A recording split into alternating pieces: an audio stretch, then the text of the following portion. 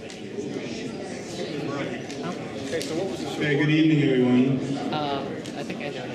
We're going to get started in just a minute here. We're running a little behind, so if people could take their seats and do the introductions.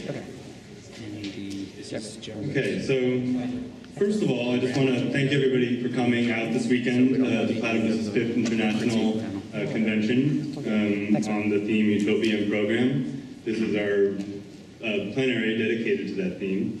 And we're very excited to have this lineup of speakers. I just want to make a couple of announcements and kind of descriptions of what Platypus does.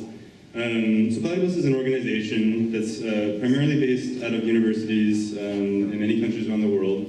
And the work that we do is to host the conversation. And we do this by hosting panel discussions such as this tonight, as well as the other events that you've attended this weekend. We also publish the Platypus Review, which you'll be able to find the latest issue of outside in the lobby, issue 55. And we do reading groups at various campus chapters in our different locations. If you'd like to know more about what's going on in Chicago, on the last page of the program, which most of you probably have, and if you don't, there's a few copies outside, you can see our list of weekly events. We do coffee breaks, which are kind of an informal opportunity for people to come and discuss whatever essentially is on their mind when it comes to left politics today and historically in an informal setting. This also has the listing of the reading groups available in Chicago. And if you're interested in finding out, what Platypus does, reviewing our archive of both the issues of the Platypus Review as well as our media archive, you can go to our website, which is listed in the program at www.platypus1917.org. My name is Ben Blumberg. I'm a founding member of the organization, and I'll be moderating tonight. After the speakers have about 10 to 12 or so minutes to make their initial opening remarks, we'll allow each one to have a few minutes to respond to the remarks of their fellow panelists, and then we'll open it on to audience question and answer, and hopefully we'll be able to get to the audience question and answer in a kind of timely fashion such that we can have a real good discussion between the floor and the podium and the stage. I just will ask that people keep their remarks in a question format as much as possible, and keep them under a minute if at all possible, so that we can get as many questions as we can. Wentai will be going around with the wireless mic, so you'll raise your hand and she'll come to you and take your question. Then we'll give each panelist a chance to respond as they so choose. And then we'll have closing remarks, which will be kind of about 2 minutes at the end. So I would like to just read the theme for the plenary and for the convention as a whole. So Utopia and program. What possibilities might remain for a left whose goal is no longer utopian and whose path is no longer programmatically defined? Program and utopia have for well over a century now sat in an uneasy tension within the politics of the left, in tension both with each other and within themselves. Political programs tend to be presented in the sober light of practicability, straightforward, realistic, matter-of-fact. Social utopias, by contrast, appear quite oppositely as the virtue of aspiring ambition, involved, unrealistic, exhilarating. Historically, then, the two would appear to be antithetical. In either case, one usually offers itself as a corrective to the other. The programmatic as a harsh reality check to the pipe dream idealism, utopianism as an alternative to dreary, cynical Realpolitik. Today, however, it is unavoidable that both program and utopia are in profound crisis. For those leftists who still hold out some hope for the possibility of extra-electoral politics, an impasse has arisen. Despite the effusive political outbursts of 2011 and 2012 in the Arab Spring and the Occupy movement, with their emphasis on the identity of means and ends, anti-hierarchical modes of organizing, and utopian prefiguration, the left still seems to have run aground. Traces remain in the forms of various issue-based affinity groups, but the more ambitious project of achieving sweeping social transformation has been quietly put to rest, consoled with the mere memory of possibility. Meanwhile, long-standing left organizations, having temporarily reverted to the usual waiting game of patiently tailing popular discontents with the status quo until the masses finally come around and decide to get with the program, that is, their program, have experienced a crisis of their own, slowly disintegrating with the occasional spectacular implosions. Many of their dedicated cadre call it quits amid demoralization and recriminations. What possibilities might remain for a left whose goal is no longer utopian, and whose path, rather, is no longer programmatically defined? That's our theme, and we've asked the panelists to respond to a series of questions. We didn't expect that they would each respond to all of them. We know that would be quite impossible. So hopefully they've used them as just a kind of guide to their remarks. So I'd like to just now introduce the speakers in the order in which they'll be speaking, which happens to not be the order in which they're sitting, unfortunately. So we're going to start with Sam Gindin. Sorry, Roger Rashi, my fault. Roger Rashi is a founding member of the political party Quebec Solidaire and sits in the steering committee of the riding of Mercier, who first elected Amir Kadir, I'm sorry, can you pronounce that? Kadir. Kadir, to the Quebec National Assembly in December of 2008 and re-elected him with a bigger majority in 2012. The party, which was formed in 2006, currently holds 2 seats in the Quebec legislature. Rashi was also a member of the Quebec Solidaire's Working Commission on the Environment from 2007 to 2012, and recently helped found the Network of Eco-Socialists, an eco-socialist of Quebec activists. Following Sam following Roger will be Sam Gindin.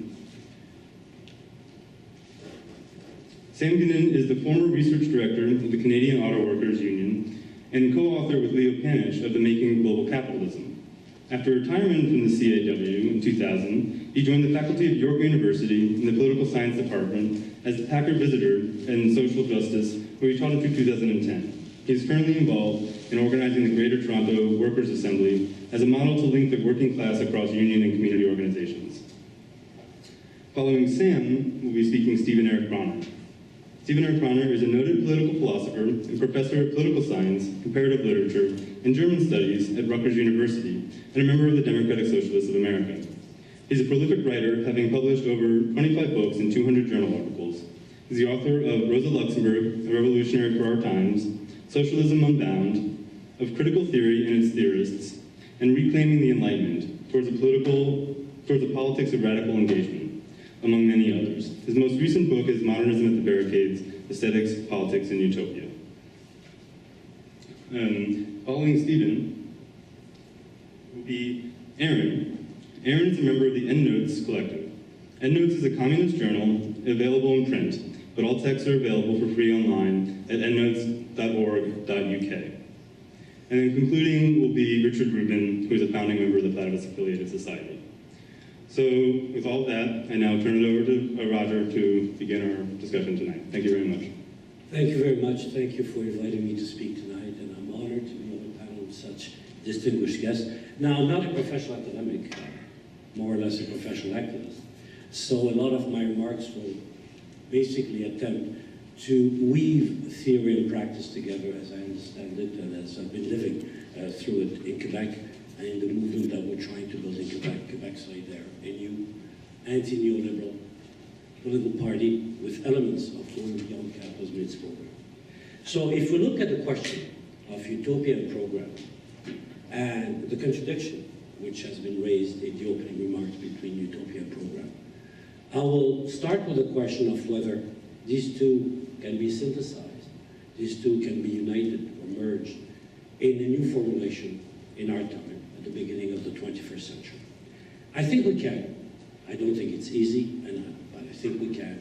And I think we can follow the example of Marx back in the middle of the 19th century. I am convinced that in that I have followed the writings of a French Marxist philosopher called Henri Lefebvre, who has pointed out that what Marx actually did was a synthesis between the utopian trend in French socialism and the political trend within French socialism. And out of that developed a synthesis which actually provided a form of politicization of utopia. In other words, he took the aim of what was the utopian socialist movement in the mid-1800s in France, which was moving towards a classless society and a stateless society.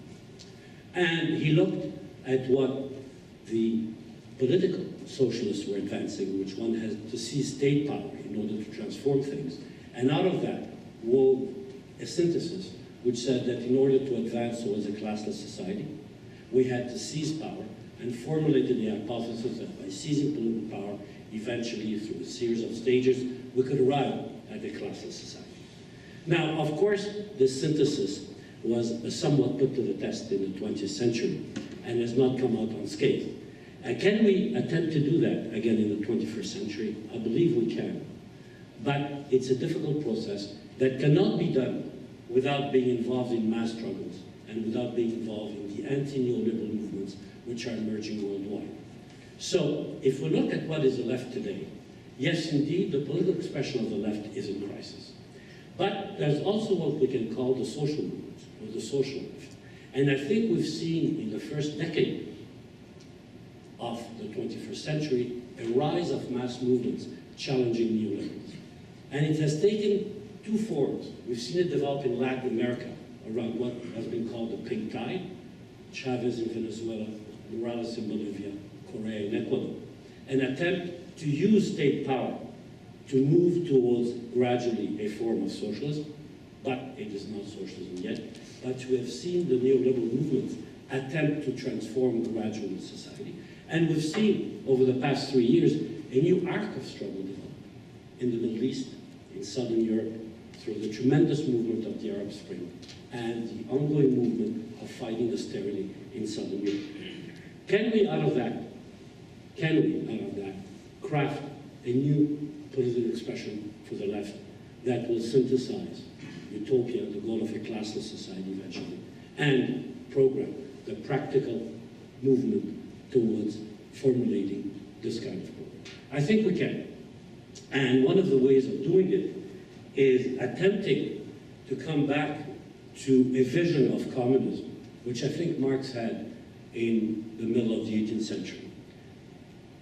Quickly speaking, there's three ways in which we can understand the word communism. We can understand it as a form of organization, as we've seen it expressed in the 20th century through Communist Party. We can understand it in what Alain Badiou, the French philosopher, is attempting to develop, i.e. as a hypothesis, i.e. an ethic to which we can struggle. That's not based on a class struggle, but based on some form of an ethical struggle. Or we can understand it in terms of the actual movement attempting to abolish the existing state of things. In other words, communism is not just a program, it's not just a utopia, but it's also the practical movement of struggling against the existing state of things. And I think it's in that perspective that we can understand the new left parties which have emerged or attempting to emerge in different parts of the world, including my own, which is here exhilarating.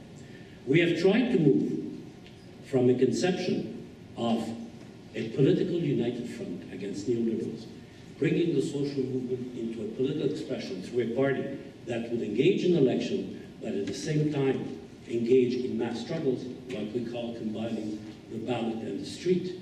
And out of that, gradually move towards an understanding of what it is to overcome neoliberalism and overcome the basis of neoliberalism, which is the capitalist system.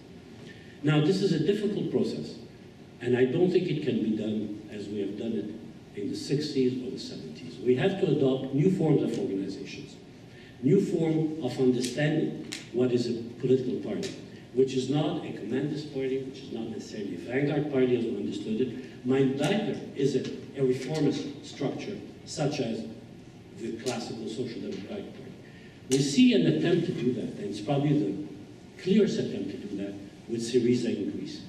And I think you've seen in the formulation that the Greek comrade has given, the attempt to work out, moving from the anti-austerity struggle that they have now, formulating a practical program of possibly seizing state power, and how you could gradually transform the correlation of forces into something which would open up the door to a new society. I think we've seen that also partially in Latin America with the three examples I've given before: Bolivia, Venezuela, and Ecuador. This is a difficult process, but I think it is a form that reconstituting a left-wing expression and political parties can take in this century, can take in the beginning of the 21st century. Now, how can you practically move an organization and party which is based on fighting neoliberalism into something which expresses a new vision of socialism. Can it be done?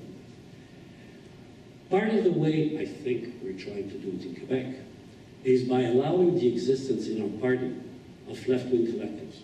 And there are collectives from the Communist Party of Quebec, from the Socialist Left, which is affiliated to the Fourth International, from International Socialism, from the International Marxist Tendency, etc., etc. I think there's 7 or 8 recognized collectives.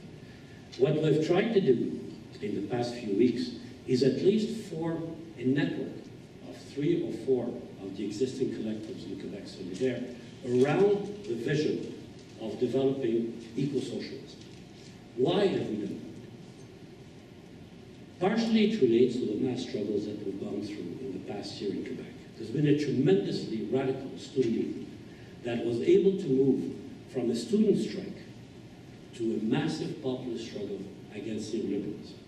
It started with a fight to freeze tuition hikes, and it ended up in a literal uprising of hundreds of thousands of people against the existing provincial government in Quebec.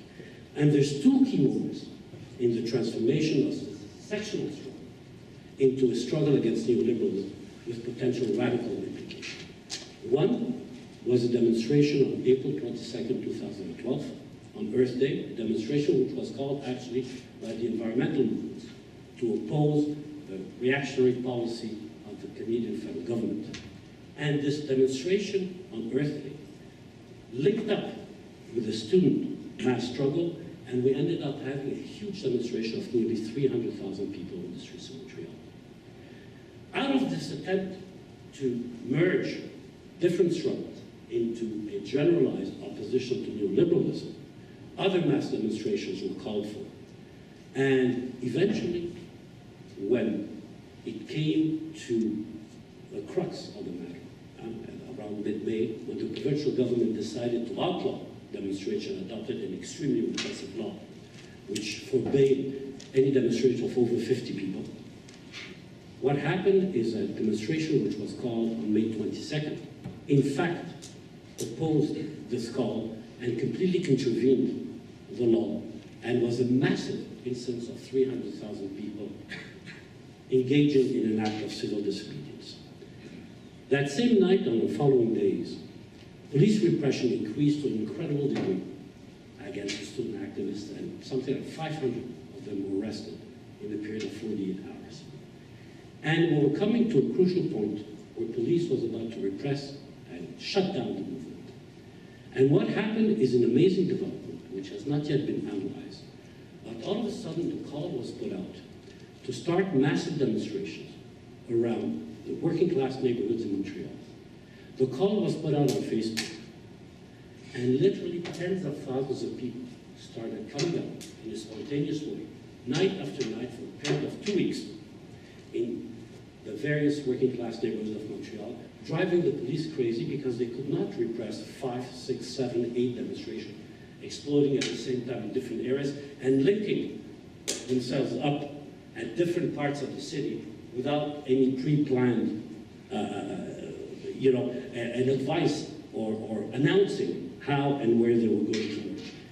That created a situation where the government could not repress the student movement and was forced to announce that they were going to call elections and submit it to the people. Since they were not able to stop the movement was continuing, and mass movements were developing outside of strictly the student movement in society. So we've seen this kind of sectional student movement developing to a mass struggle, new forms of urban movements developing in the working class neighborhoods of Montreal, and engaging in a practical rejection of neoliberalism. So the question is, where do we go now, and how do we try and consolidate that into not only a left-wing anti-capitalist party, but also in terms of social movements, which are able to move forward and challenge the system. Part of the way is also engaging labor in that, and making sure that this kind of new radicalism enters the ranks of labor, because students, after they finish the school, eventually have to go on the labor market and get jobs. Some of them will decide, and some of them have decided to either join a community organization or enter the ranks of organized labor.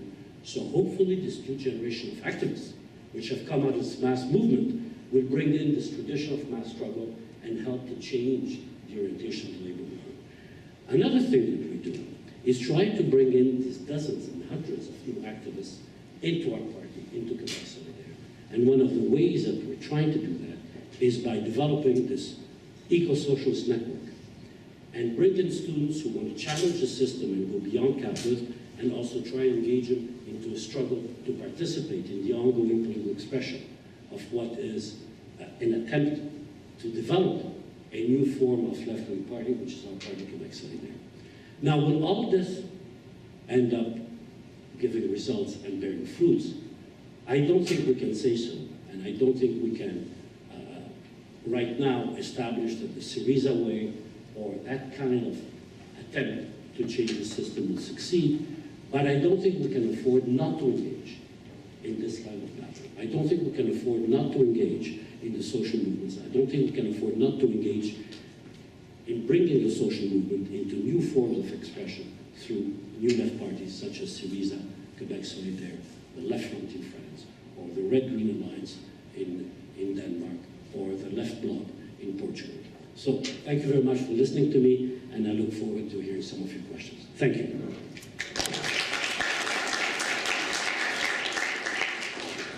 Sam Goodman. Okay, I want to address what is it we do at this historical moment when the defeat of both labor, the traditional base of the left, and the left itself has been so profound. And I want to emphasize how profound I think that defeat has been. There's always examples of positive things that are happening, but they end up to be quite localized or sporadic. It's not clear whether they can be sustained, whether they will spread. And what strikes me is that, you know, we've lived now through more than a generation, for a lot of people here, most of their lives, of this defeat, without us being able to develop a counter-response. And when the crisis hit, it really brought home, I think, to all of us, how weak we really were. Here was a crisis in which capital should have been delegitimated, not just finance, but capitalism itself. And the fact is that it's the labor movement that's on the defensive again. So we have to take this defeat seriously. And I think when we're thinking about what's the barrier here, is the barrier a lack of vision, a lack of program? I think we have to understand the barrier in terms of fatalism. It used to be that they would buy us off. They don't buy us off anymore. They just tell us now that this is the way it is, and there's nothing you can do about it. And people do feel like there's nothing they can do about it because they haven't had the structures through which they can work to change things. They've survived individually. And so I think the critical question for us at this moment is the organizational question. We have to be able to develop the kind of structures that give people the confidence that if you make a commitment to something, you can actually affect things, if not immediately, then later. And the comparison I made earlier in the day was to the 30s. And the last time we had a crisis this deep was in the 30s, and in the 30s, the form of unionism that existed at the time in terms of craft unionism proved completely inadequate, and workers, surprisingly, figured out another form of organization that was much more inclusive in terms of industrial unionism. They didn't do it alone. They did it in the context of socialists and communists, and that was very critical, even though very few workers themselves became socialists and communists. It was communists who had a vision and felt that they were part of something larger that had the confidence and the commitment to actually try what a lot of workers thought was crazy and develop a new form of working class organization. What is so amazing to me at this moment in time is although there's all kinds of different tactics tried, there really is so little discussion about finding new forms of organization, especially in the labor movement. And so what I want to do is, I want to propose something that seems kind of obvious and simple, and just throw it out for discussion. I think that what we need is an intermediate organization. And by intermediate, I mean something that lies between social movements and unions, which deal with either specific issues or specific groups. They're dealing with their own interests, even if sometimes the rhetoric goes beyond that, on the one hand, and then projects that are oriented towards the state, towards transforming the state, and towards transforming the society through transforming the state. That neither of those two options are actually open to us, in the sense that the movements and the unions are simply not, they don't match what we're up against. They're not an answer. And because the defeat of the left has been just as great, we can't say, well, let's turn to a party that focuses on the state and transforming society. So that is blocked as well. So we have to develop something that is, on the one hand, maybe less ambitious, but I think it's exceedingly ambitious, which is a new form of organization that's in between the two. And what that organization might address is three things. One is forming cells across workplaces to do education inside the workplace and across workplaces. And the reason that I emphasize across workplaces is that we have had over the last 30 years attempts to develop oppositions within unions. And I think they miss the whole point, the whole problem. When you're forming just an opposition within a union, you're still keeping your head inside that union. You're not dealing with the fact that unions are sectional organizations addressing the problems of a particular group of workers. We have to get workers fighting across unions. At some point, this will mean that you take on your own leadership, etc., but we have to start from the fact that what we're trying to do is get workers together across unions. Second of all, we have to take seriously the notion that class doesn't just exist in the workplace, that there are all kinds of dimensions of class, and we have to take on organizing on a class basis in the community. And that isn't about coalitions. It's not about joining others. It's about recognizing that this is other dimensions of our own lives. So it has to be in the community in that sense. It has to, third of all, start thinking about getting socialism on the agenda again, getting some notion of an alternative to the logic of capitalism on the agenda again. Because if we don't do that, we'll always be locked into the logic of capitalism. We can't do that because it's not competitive.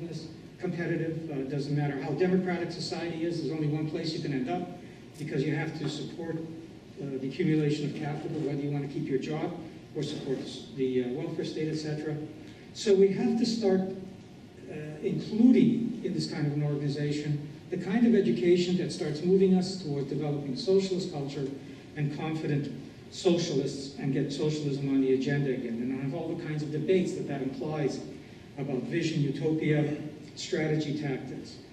Now, one thing about this kind of politics is that I want to emphasize that it's not about coalitions. The trouble with coalitions is that they can work well to win a specific issue, but everybody retains their identity. They just move back to where they were, their fragmented sense. We have to see this as a new layer of politics, which people join as individuals. They can keep doing whatever work they're doing in the movements or in the unions, and they should, but they're doing this because they recognize that there's a gap and we need a new layer of politics. It means that that new layer of politics is going to be regionally based, because that's how you organize. You can only organize on a regional basis. We have to form these assemblies at the city level, which represent this new kind of politics, and they have to be based explicitly on class. They have to be based on anti-capitalism, which we can argue about what that means, but I think it basically has to at least mean that we're open to a radical challenge to capitalism. They have to be activists, and they have to respect the fact that activism without understanding isn't activism. That real organizers are intellectuals and activists. Now, I'm not going to go into all kinds of examples. I did quite a bit of that this morning, but I want to make two final points. The first thing is that this intermediate organization is not a transitional organization. I'm not trying to talk about something that exists until you are able to get a party. I think that this is something that has to exist even if there is a party. And I want to justify that as follows. Magri, the Italian communist, was studying and commenting on the failure of democracy in communist parties. And one of the things that he concluded was the problem wasn't any lack of constitutional rights or bad people or people just co-opting things. His conclusion was that it was inevitable in these kinds of parties because they developed so unevenly. There are some people who've had the time to study and to learn and are very confident and can speak and they get to travel, or they may be full-time, they may not be full-time. And then there's a lot of people who just join, come to some meetings, may have mid-level kinds of commitment, but they just can't compare, and therefore they're not a check on the leadership, no matter how it's democratically structured. And for that reason, unless you believe that it's possible to have some perfect communist party, I think that what you need is an institutional check on a new party whenever it does develop sometime. And then for that reason, I think that this notion of an intermediate organization, an assembly, should be there permanently. It might be a place where you recruit people to the party. It might be a place where you're developing the infrastructure for a party, but it should remain independent and always a check on the party. And then I want to conclude with, we've tried this in Toronto. We formed something called the Greater Toronto Workers' Assembly.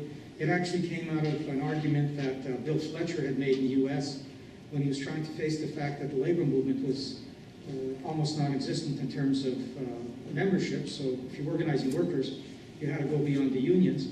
And where the unions existed, you couldn't get in because of the labor bureaucracy. So he suggested actually organizing at the community. And we kind of developed it and thought we would try it. It hasn't really been tried in the States, although there's some discussions in Philadelphia and upper state New York right now. And as you heard yesterday, this is something that's been tried in some variation in Halifax. Ultimately, the idea is that you start at this level and then there's limits of organizing regionally, so you'd obviously have to think about a federation. But I just want to highlight some of the problems we've had, and then I'll stop, because we've had a certain amount of success. We've done some very creative things. We've been doing stuff around the commodification of transit that's been interesting. We've been making some inroads into the public sector, but we found a number of problems that we really have to deal with. One is that we were very cautious because we weren't a party, so we brought together a lot of people who didn't have a common line. And because we wanted to keep things together, we were very cautious about not getting into sharp debates. And that was a problem. It meant that we couldn't actually develop politically because we weren't having those kinds of debates. So there's always this question of when's the right time to have those debates, and I'm becoming more convinced that we should have them sooner rather than later.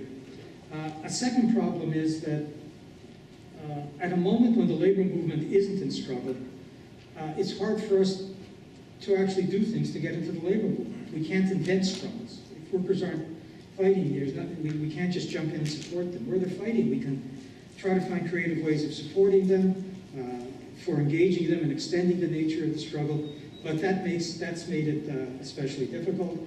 And the third problem, which is very difficult, but it's just a question of learning over time, is we simply didn't have the organizational capacities to do this. There's been this, there's a generation of the 60s, and then there's a generation of young people. There's been almost nothing in between of people who learned from an earlier generation and moved on. And that earlier generation, I think, has been learning. It's been doing a lot of things. And it's kind of a mixed bag, but I've been finding that a lot of the people who've been going through the Occupy and the anti-war movement earlier, they're actually thinking. There's a lot of people on the left who write off anarchists, the Wobblies, and my experience is that a lot of them are actually thinking about their own mistakes and learning, and we desperately need them. You will not find these kinds of cores of activists generally in the trade union movement. They're an exception, and developing them is also going to have to depend on people who have feet inside and outside the labor movement and who have that kind of experience in the movements as well. Thank you.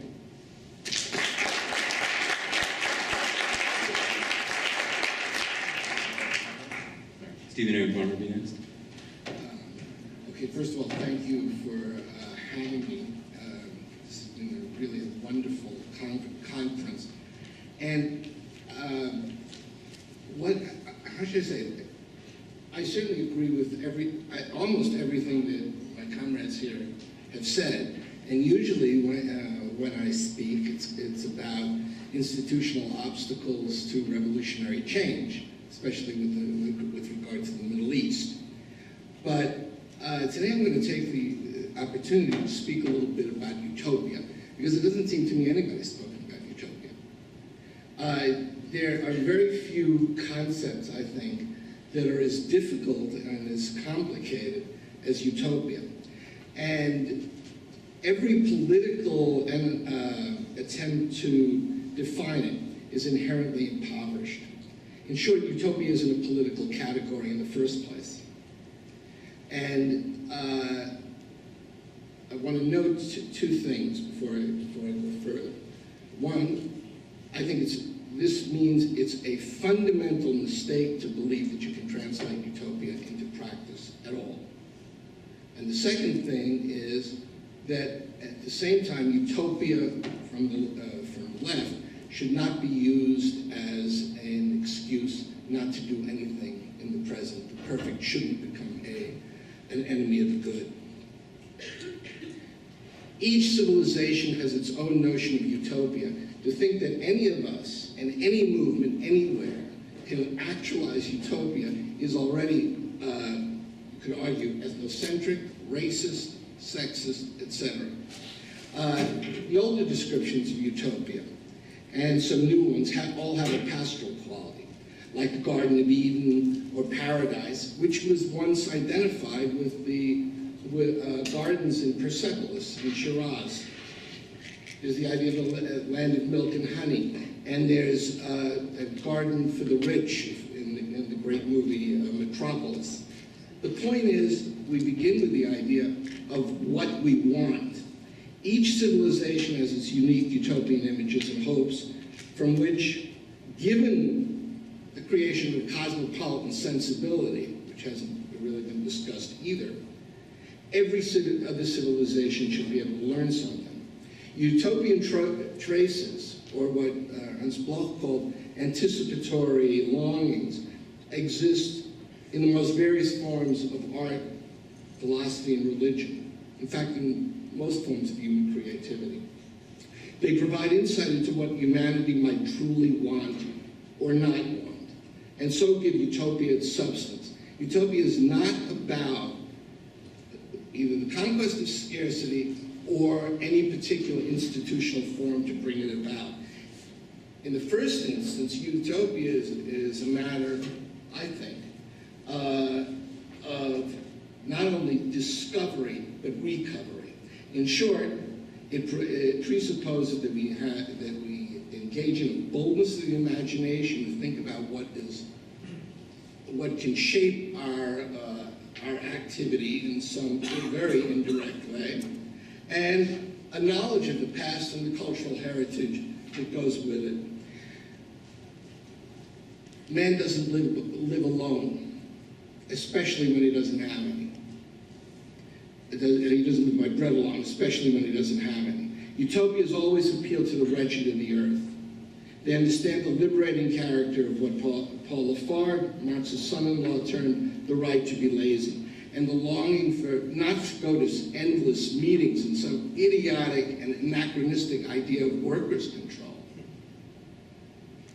but rather a beautiful life marked by calm, health, joy, and play. That's what happiness is about. Happiness is not about working. It's about not working. And so we right away find something very evident, that every mass movement that I know of that stemmed from the labor movement has had one thing in common, whatever its other differences, which is shortening the work week. Attempting to achieve radical change through outside existing channels of power is not inevitably utopian. It can simply be foolish and wrong-headed. To consider a Green Party, any party, in power as utopian is absurd. Any party, whether it's Jill Stein's party, or it's Ralph Nader's party, or it's Obama, whatever you want, any party must make compromises once it becomes an establishmentarian party. Just look at Germany and the Greens. Idealism and naivete are not commensurate with utopia. And to think so is, I think, basically foolish. Utopia is an anthropological element. It goes back to the beginnings of civilization. And so the idea of an apocalyptic rupture with what is doesn't work either. Utopia speaks to both reform and revolution. It must. Why would the revolution is fairly obvious, but the reform is perhaps more important. It always retains an element of reform because it's never finished. The society that views itself as finished, as a finished utopia, or even firmly on the path of utopia in theory and praxis, is, in my opinion, dysutopian by definition. Employed critically, the concept of utopia keeps us open to what were previously unacknowledged forms of oppression and the liberating response to them. It could be sexism, it could be racism, it could be homophobia. These are all pre-capitalist phenomena. As Lesch put the matter in his own utopian play, Mahagoni, there's always something missing. And we have to begin with that assumption. So, in the questions that I was given, there was a quote from Lisa Kolakowski about movements having a total program. A total program is nonsense. It never existed, even with regard to Mao or the Nazis, and it can't exist. By the same token, because there's always something missing. By the same token, in his classic Ideology and Utopia, Karl Mannheim noted how every genuine mass movement has been fueled by utopian impulses. That's true even of social democracy. The best-selling book at the end of the 19th century in the United States, after the Bible, was Looking Backwards, by Edward Bellamy, which was a type of social democratic utopia. Utopia can help mobilize the movement, if you want. But at the same time, each utopian attempt to mobilize the movement immediately entangles the idea with particular interests of the class base. A partial view of utopia is inherently introduced by every political organization and substituted for a vision consonant with multiplicity and complexity. In short, utopia in the hands of a movement, and especially a movement without institutional accountability, I disagree with Macri completely, is doomed to become ideology, at least in my view. That's one reason we can't actualize it. The second reason is a more practical one. History doesn't move in some linear fashion. The fact of the matter is that progress in one area of society can occur while regression takes place in another. The simplest example is this: from the 1950s to today, there's obviously been an expansion of cultural freedom for individuals in terms of intermarriage, recognition of homosexuality, and all the stuff that you know. That happened. To deny that that happened, I think, is silly. I got beat up in the 50s for having a Puerto Rican girlfriend. By the same token, as this cultural progress has developed, in terms of class forms, and here I think Sam's completely right, we've seen complete regression and an upward shifting of wealth like we've never seen in the history of the United States. The two can go together. So, if we look at it that way, contradictions from one period are not necessarily resolved before a new period arises. Sexism, racism, homophobia are all examples of what I'm talking about. They were pre-capitalist phenomena carried over into a capitalist period and given a new function. Ernst Bloch called these non-synchronous contradictions.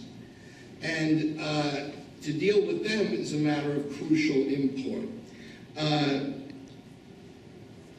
The idea that, if you want to put it this way, utopia is non-political, I think occurs simply because in the 20th century, the real utopian visions occurred elsewhere, namely in 20th century modernism, which was completely infused with the idea of a new man, but had substance to what it was talking about, in contrast to most of us, and certainly me. They projected new ways of hearing, Schoenberg, new ways of seeing, somebody like Picasso, and new ways of portraying the world, babble about the councils of 1919, 1920. The council, the most impressive council of the post-war era, was the barbarian Soviet. In German, everybody knows that Soviet is called the Soviet of the literati. It's not the Soviet of the communists, certainly not. Utopia is substance. It's longing for something different, different ways of experiencing, different ways of feeling, the hatred of cruelty, new ways of producing. And what we find is that over time, new forms of repression become apparent, and so forth, and so too new prospects for freedom. What do I mean by utopia? I think it's consonant with what my old teacher Henry Pachter said when he wrote, "One cannot have socialism, one is a socialist." If we start thinking that way, we cut away most of the metaphysical stuff that we're engaged in. Socialism is as much a process as freedom and as utopia. So, let me just see where we get here. Anyone who claims to have the secret to utopia, I think, is doomed to demagoguery. And there's something else. There's a kind of moralism which I think has become evident, especially from people who actually have no responsibility for dealing with power in any way. I had to shake the hand of Assad and of Bashir. What did we get out of this? We got some prisoners released in the case of Assad, and I got a very nice abacus too, and an astrolabe. And in the case of Bashir, we repatriated a village, the organization I dealt with. I think it's appalling for anyone to suggest that these kind of reforms don't count, or are secondary to the greater vision of revolution or what have you. Revolution is legitimate in my view when grievances can't be heard. And there are cases where that's the case. I don't think that's the case here. And I think that's why you don't have a revolutionary movement here. Just that simple. The United States would have become fascist without the Warren Accord. That was a reality. Every serious movement from below, civil rights movement, feminist movement, used the courts to crystallize their mobilizations. Indeed, and this leads me to the question of councils, because I don't think that goes anywhere either.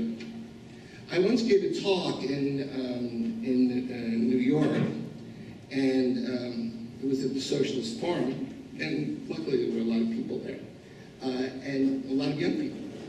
And I went through my little rap, and a kid raised his hand from the back of the room and said, you know, very nice kid, "Professor Bronner, you know, I like your idea of socialism, but it's not radical enough." So this interested me. So I said, "Well, what then is your idea of socialism?" He said, "It's where everyone controls everything." And I said, "Well, that sounds great, except you better be ready to go to a hell of a lot of meetings." Yeah? Meetings are not fun. That's not what utopia is about. Going to some meeting. In fact, the very idea of participatory democracy is anachronistic and not new. It goes back to the beginnings of every revolution. I think we need a new category rather than participatory democracy, which nobody wants to engage in. If you're honest with yourselves, how many of you go to consistently to meetings of your city council? I rest my case. Yeah, this is all taught as a way of avoiding doing anything constructive. And I think what if you wanted to speak about the imagination and transitional stuff, which I certainly agree with, the issue is not participatory democracy. It may not even be participation. This is a notion that comes out of the Middle Ages, for God's sakes, with the free towns. What we need is a notion of accountability in which we're willing to use bureaucracies to check bureaucracies. I don't have the answer for that, but I know that that's the way you're going to go, because this is not the Middle Ages anymore, and the pastoral time is over. We need something different and something new.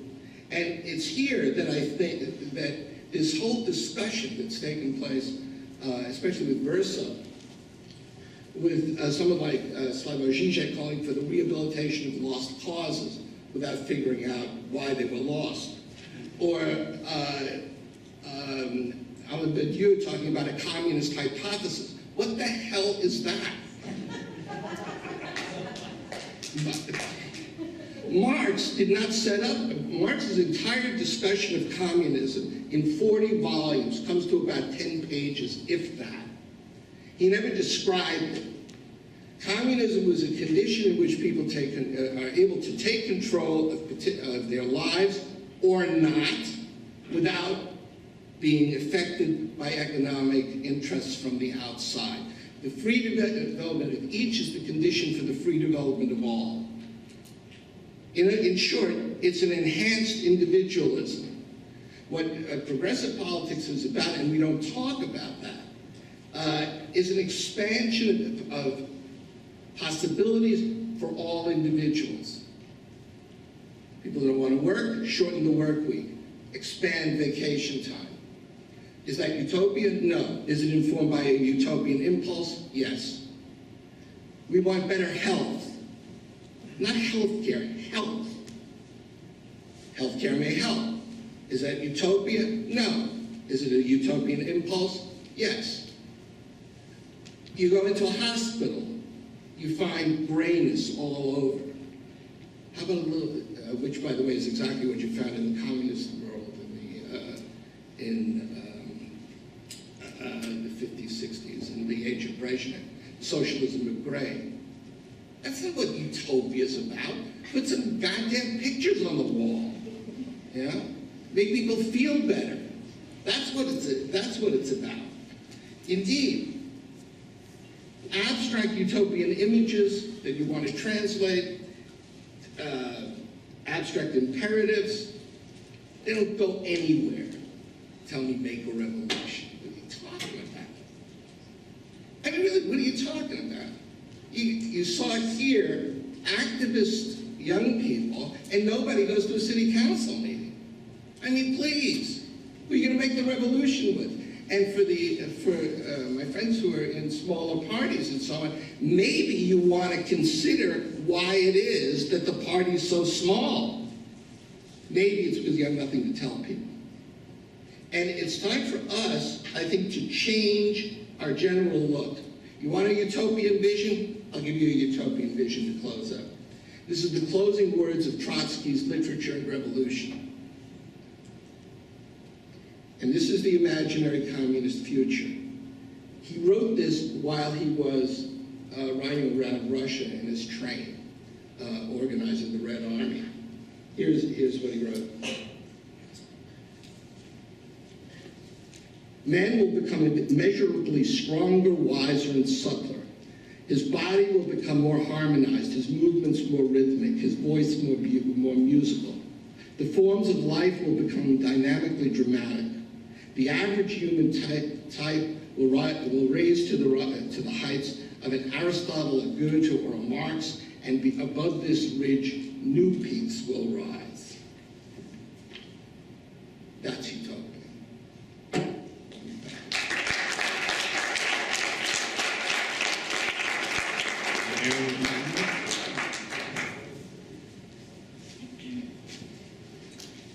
Okay, I was invited to this conference a bit late, and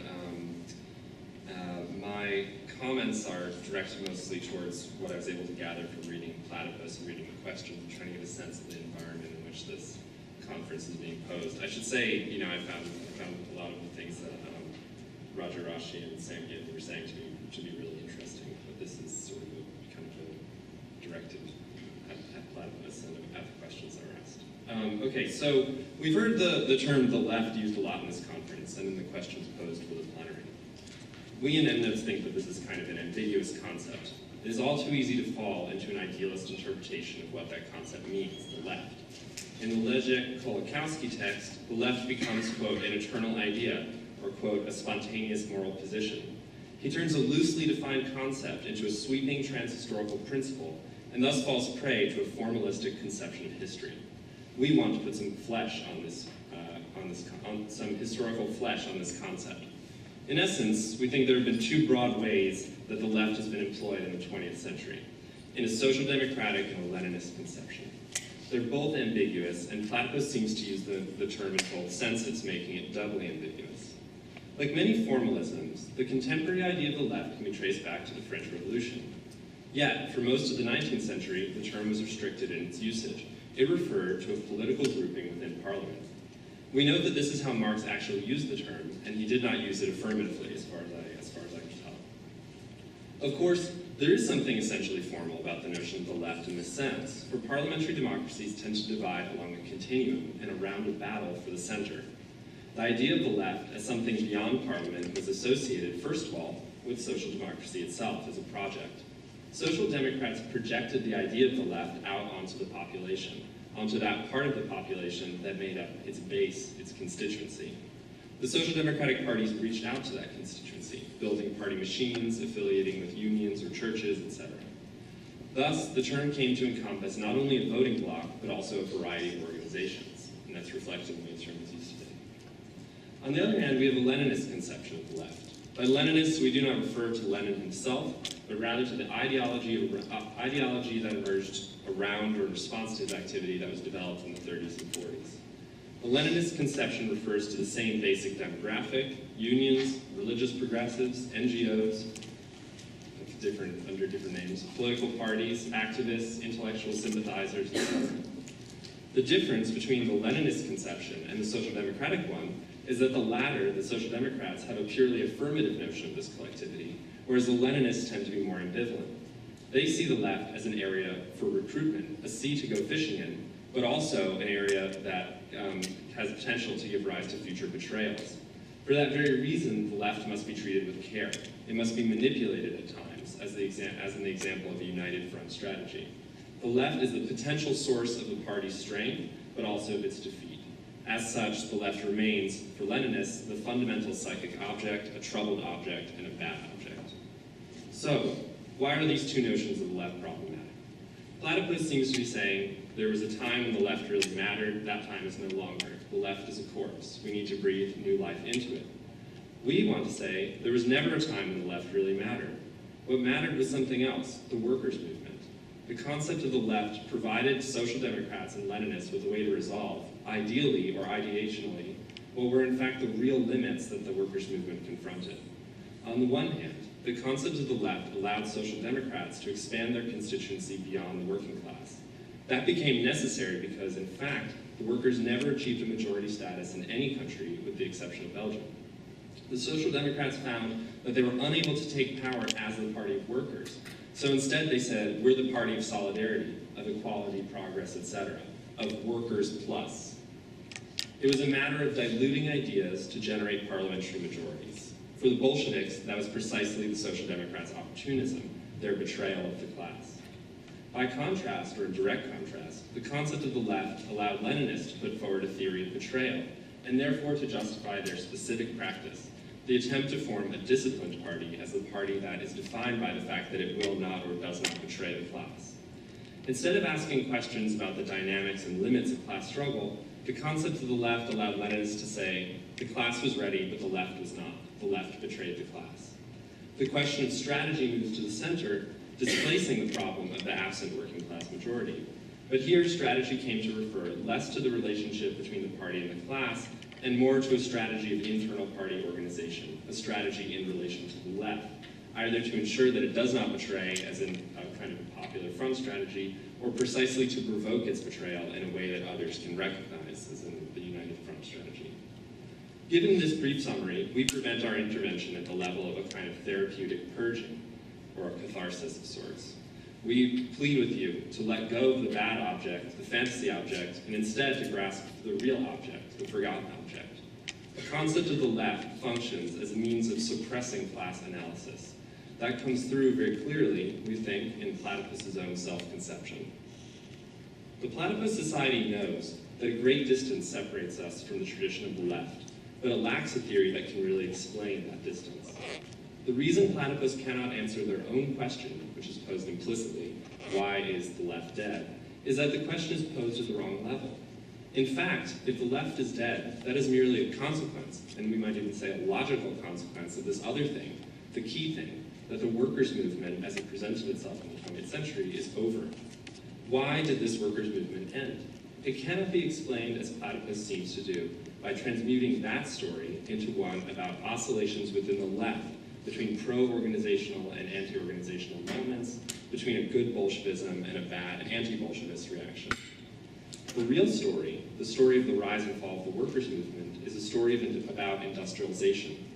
In its origins, this industrial working class formed a historically new class. On the one hand, this new class confronted the real problem of acclimatizing itself to dangerous conditions of life and work in urban zones. On the other hand, in newly constructed liberal states, workers faced the hatred of their social betters, both the aristocracy and the upstart bourgeoisie, who meant to exclude them from the polity. It was in response to these twin problems that the workers' movement was formed, a movement that sought to acclimatize workers to their conditions via an affirmation of their identity, their dignity as workers, and that was expressed in the proliferation of a massive number of workers' organizations that weren't only organizations in the workplace, but also all kinds of societies for like raising pigs and choirs and all sorts of stuff. Capitalism, but of course the workers' movement was not only a matter of acclimatization. Capitalism seemed to be fashioning an army of workers disciplined by the factory and thus uniquely fit to govern society. The aggregation of workers in industrial cities gave socialists the sense that one day they would be the majority. It was this idea, more than any other, that framed the revolutionary horizon of the workers' movement. The organizations that the workers built for their defense within capitalism were supposed to function as the basis of future societies. But in fact, it was always either too early or too late for the workers' movement. On the one hand, the rate of growth of the industrial working class tended to decelerate over time.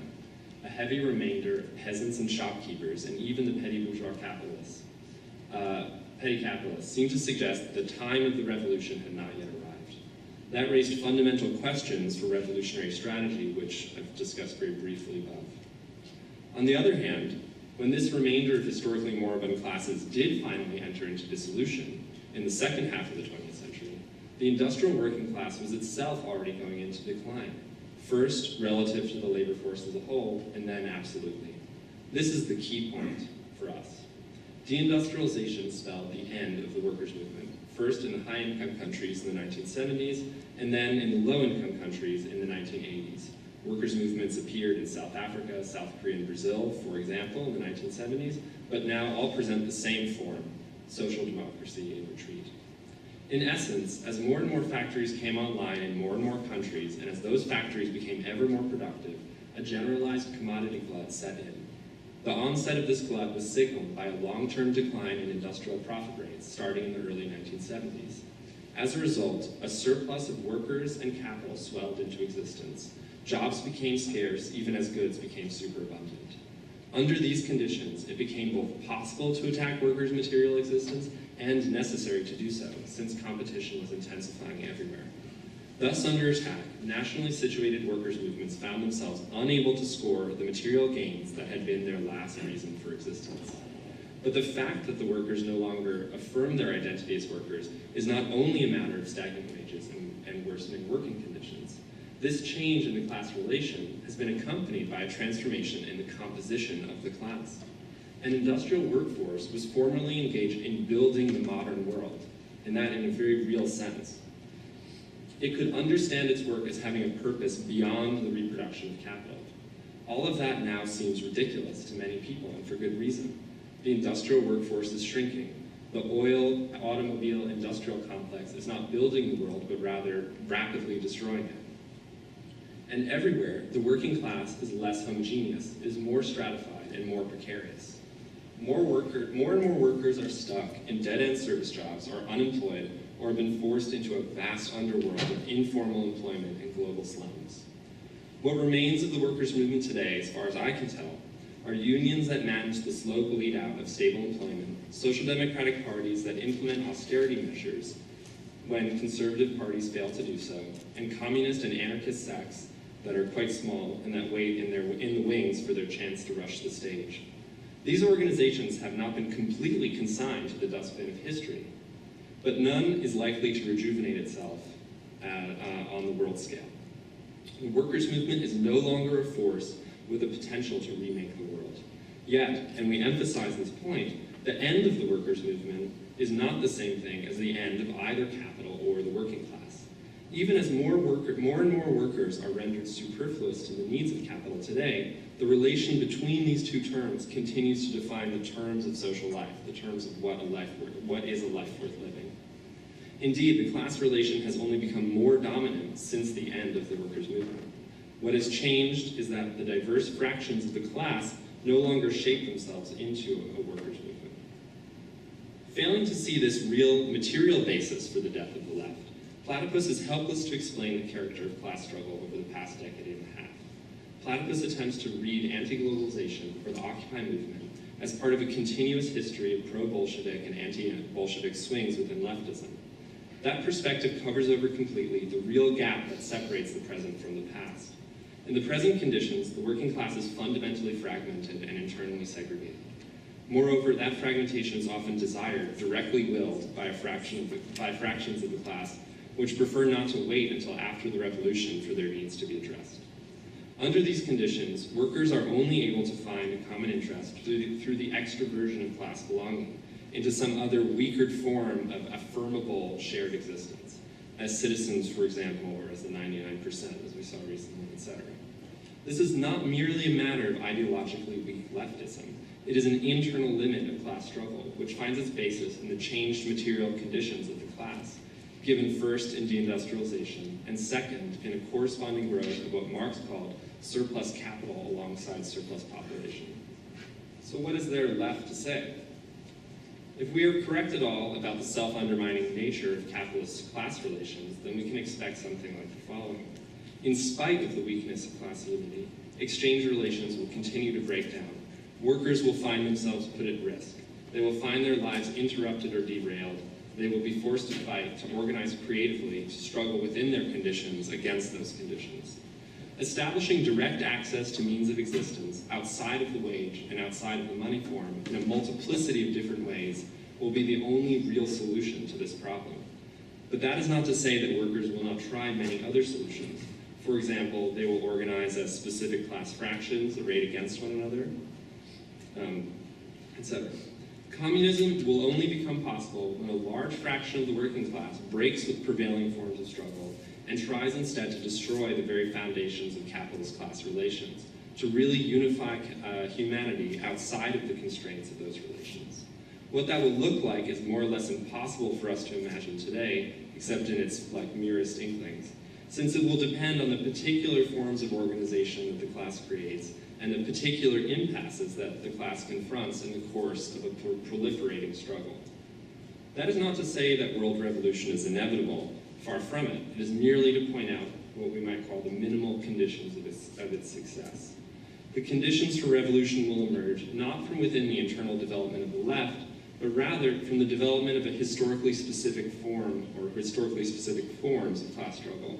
The limits to class struggle, class belonging as an external constraint, are a direct expression of the form of the class relation today in the era of its breakdown. These limits are not merely a matter of bad ideas. They're not a matter of bad ideas. They're not a matter of bad ideas. Attempts to renew the left, absent an intensification of class struggle, are bound to fail. All that project can achieve, it seems, is to attract students for a few years, to do reading groups, and then move on with their lives. No intellectual milieu can survive in the absence of a real movement of the class. According to Gilles Dauvet, who's a kind of a French communist, or is a French communist, alive today, if Luxembourg was the author of the formula, quote, after August 4th, 1914, social democracy is nothing but a nauseating corpse, then in the years that followed, she proved to be quite the necrophiliac. Instead of following in Luxemburg's footsteps, trying to build a society of affiliated necrophiliacs, what is there to do? A lot of people in the audience, as far as I can see, are students or young workers. You don't have the time or the luxury to prepare for the crisis. Austerity and rising youth unemployment affect you right now. There's nothing to do but fight now for whatever future you hope to save, to risk yourself in struggle as it really presents itself today, and thus to experience the actual limits that all such struggles confront in attempting to coordinate disruptive activity across sectors of the class. If this coordination depended merely on getting ideas right, we'd all be doomed.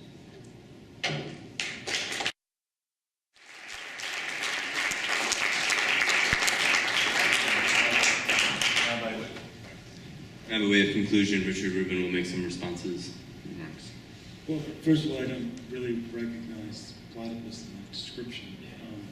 And I think that if it were just a matter of sort of the economics of deindustrialization, what the problem, I mean, there are millions of industrial workers in the world, a very small percentage of them are any type of Marxist.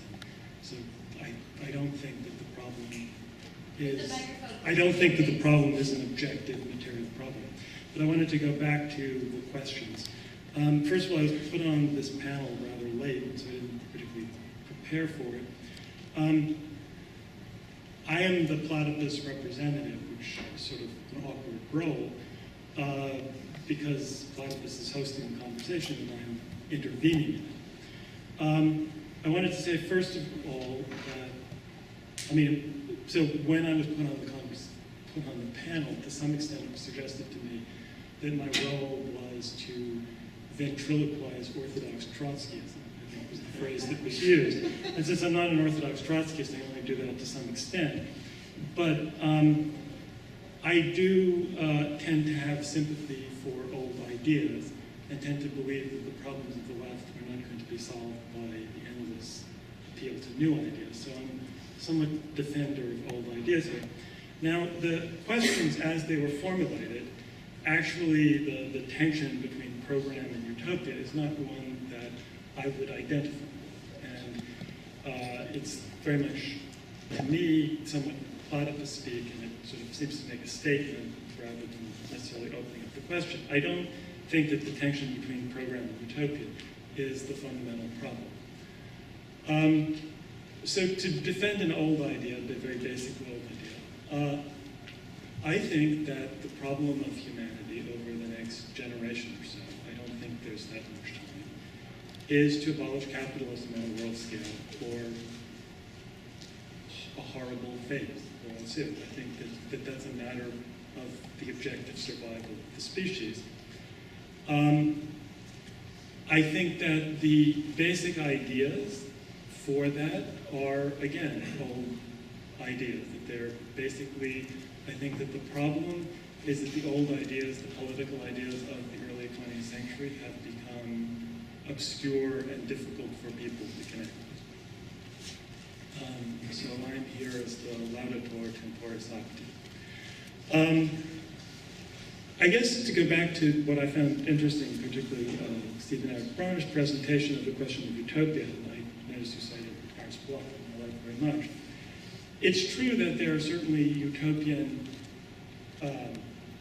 ideas, in all civilizations of a certain sort, in terms of the Hebrew Psalms and utopian longing. But I don't think that utopia really has existed in all civilizations. I think it's really a modern idea. I think in that sense that the publication of the book Utopia in 1516 or whatever actually speaks to something different from the longing for a better world. I think that utopia is something different from heaven, because utopia is imagined still as a place on earth, which is a different and basically secular imagination from the religious aspiration. And I mean, to link up the question of the totality of humanity, I mean, it's interesting to me that the Utopia was published in 1516, and the first circumnavigation of the planet, the first time human beings actually went around the whole planet, was just a few years later. And I think that speaks to a certain movement in modernity, though the actual book was not necessarily something.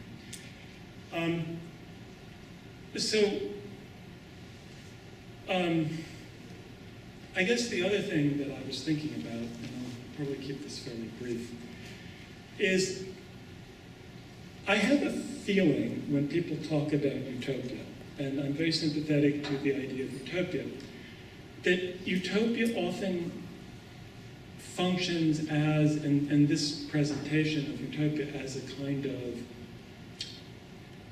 not radical conception.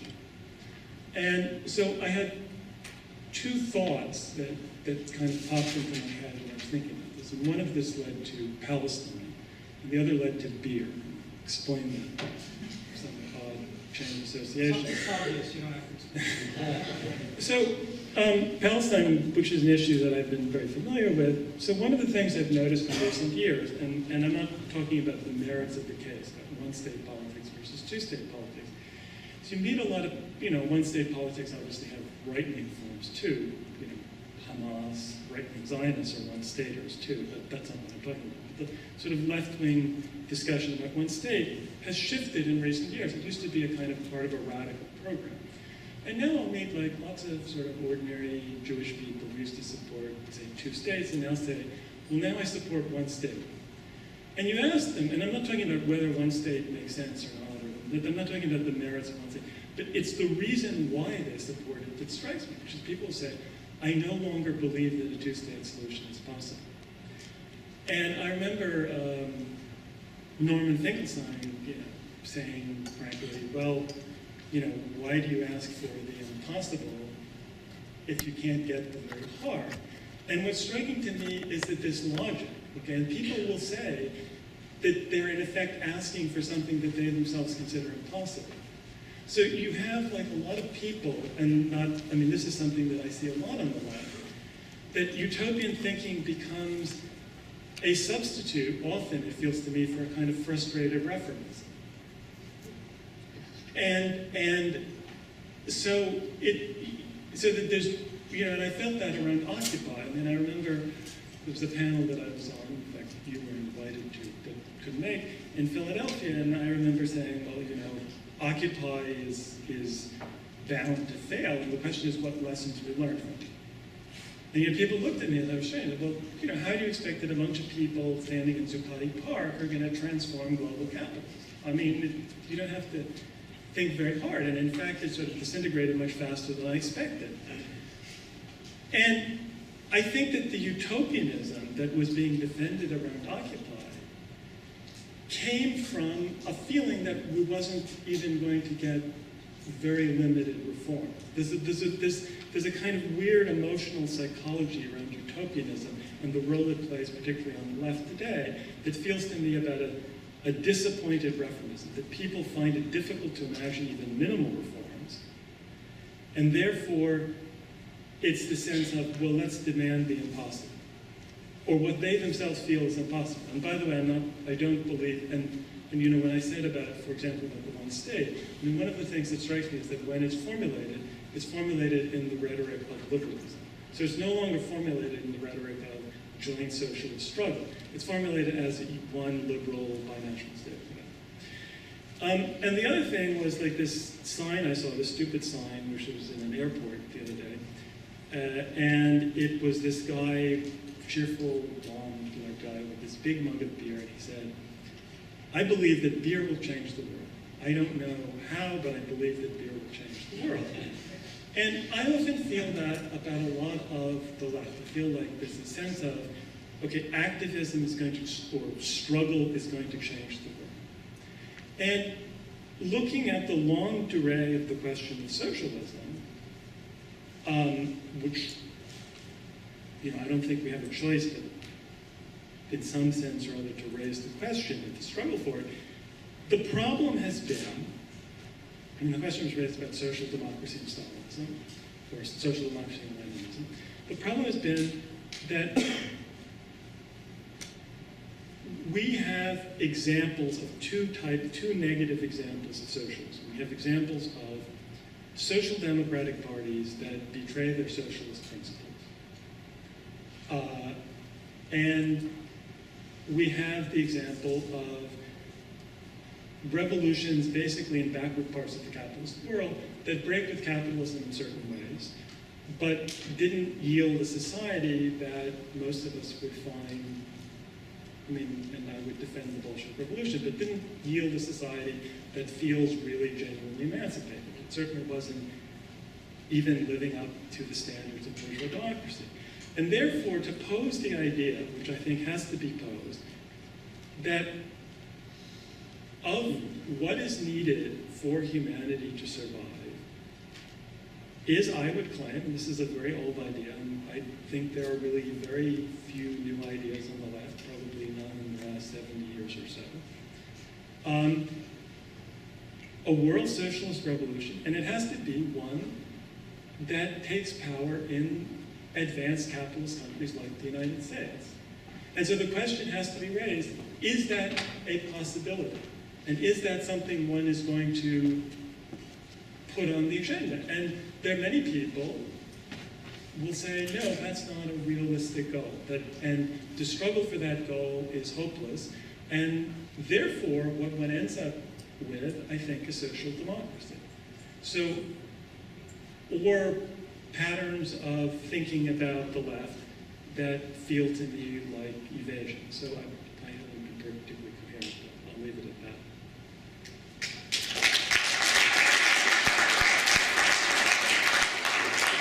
I'd like to give each of the speakers a chance to respond to each other. We can go in the same order that they spoke in the first place. Hopefully we can bring some points of connection between the different talks, which were somewhat divergent and perhaps broke down in some senses around, whether they chose to address some of the programmatic tasks they felt themselves embracing, or whether they were addressing the level of, the question of utopia. So hopefully we can get the speakers to kind of, very much address the other panelists' remarks. Yeah, I'll try and go first and say that I found the panel extremely interesting, and I would have comments and disagreements with practically everyone, but it's difficult to do that in a short answer. Very quickly, for Steve Conrad here, I found it interesting that he picked up Marx's definition of socialism, which is the free development of each is a condition for the free development of all. I think this is a great quote, but I believe it comes straight out of the French utopian socialism. It is a formulation that you find practically verbatim in Fourier and in Cabet, who were both utopian communists. So I don't think you can avoid the discussion of Marx's attempt to combine utopian socialism with political socialism in a program. But I am very interested in the way you have framed the limits of utopia, and utopia being more of an anthropological category than a political. But there is a question that I have regarding what you said. I'd like to address a couple of remarks to Sam and deal with the notion that he's raised of this intermediate form of organization. I've seen it emerge twice. I was engaged in it myself during the 70s as we were building a new communist movement, which was essentially Marxist-Maoist. A lot of us left the halls of academia at the time and went to work in factories. The initial form of organization that we could do was exactly that, an intermediate form of organization, where we would try to get workers around the issue of producing a factory paper, getting involved with the union, beginning to study socialism. And I think this form of organization, as I lived through it in the 70s, was part and parcel of a rising wave of struggle in the working class and labor movement. Can this be sustained at a time when the labor movement is declining and is facing crisis? I think it's an interesting question, and I can't answer immediately, but I think that's a good question to pose. Secondly, I've seen something similar emerge last year in Quebec, and that is the following very interesting contradiction. Radical professors who wanted to support the student movement decided not to do it through their trade union organization and set up a group called Professors That Support Free Tuition and engage constantly in massive mobilization alongside the students. And what was funny about this particular form of organization, that they were practically all militant trade unionists. And many of them were actually sympathizers and members of Quebec Solidaire. But that they felt in some way that within the trade union structure of today, there was no way they could bring the trade union to support the mass movement, because that would open up the trade union to massive repression and massive fines, and go back to the struggle. So the question that some of these activists are posing today is this: if the trade union cannot be an arena of mobilization and support for massive movements such as the student strike, then what is the use of the trade union movement today? And yet you have another type of reaction from some of the leaders in the trade union movement to say, well, we have to bring this form of militancy back in the trade union, because if all activists are part of this intermediate organization, how the hell are you going to renew the movement? So it's an interesting kind of debate with the workers' assemblies that you're putting forward. Now, I don't want to focus the debate only on that. It's just to say that those are interesting ideas. I think it's essential to put them into practice and see how they evolve and what they bear in terms of either political fruits or fruits in transforming the trade unions. That's it. Thank you very much.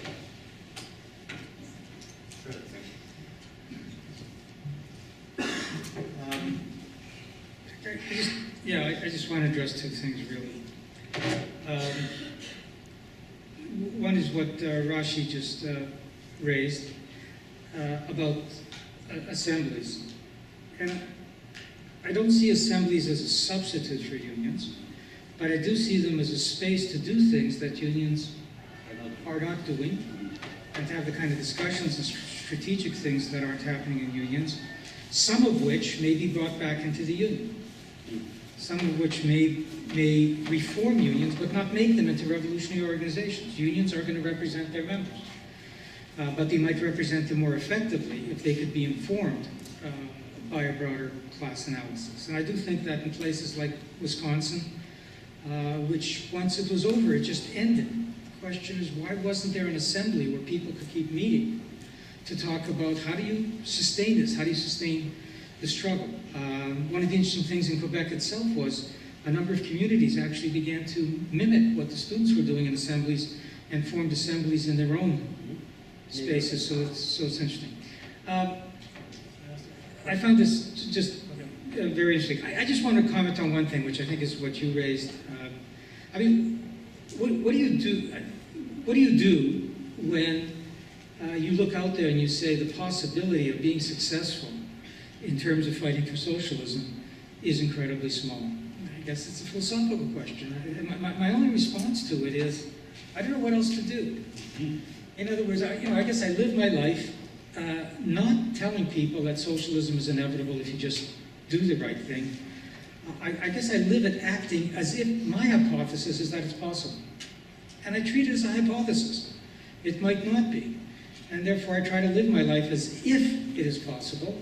And I don't know what else we can do. I can't promise anybody or guarantee or prove them anything more than that, and it's a choice to be made. Some people will say, boy, if the chances are 1 in 1,000, it's not worth my effort. And some people will say, chances are 1 in 1,000, that's pretty terrific.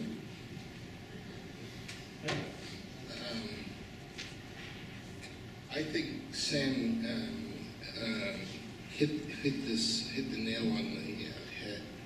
If I can just respond for a moment to Roger, the utopian program link that Marx saw, I think, was predicated on a fundamental teleological outlook. Now, I don't think that teleology holds anymore. Now, if it doesn't hold anymore, then I think Sam's position is the only one you can take, and that's what Sam's just described is very much how I saw Utopia, which is as a regulative ideal. Wilhelm Liebknecht, the daddy of Karl Liebknecht, who was, of course, the martyr with Rosa Luxemburg, he was a great activist, and he came out with a very interesting line. Somebody asked him to justify his belief in socialism, and his answer was, I can see the future appearing as present. I don't think anybody can make that argument anymore. And if you can't make that argument, then I think you have to you wind up being a socialist because you think it's the right thing to do, not because you're sure it's going to occur. With regard to, and what that means is, whether you choose to reform or you choose a revolution, there has to be some fundamental connection between means and ends. Now, the ultra-left has always demanded an absolute connection between means and ends. In other words, you prefigure the future and the present. Marcuse exploded that idea. He said that the people who want to bring about a new sensibility already have to have it before they bring it about. I don't think that'll go either. So it seems to me, instead of demanding the absolute connection between means and ends, which basically means you're already in utopia, the ethic for the socialist revolution, what you're driven back to is demanding a plausible connection between means and ends. And that is something that I think has to be talked about.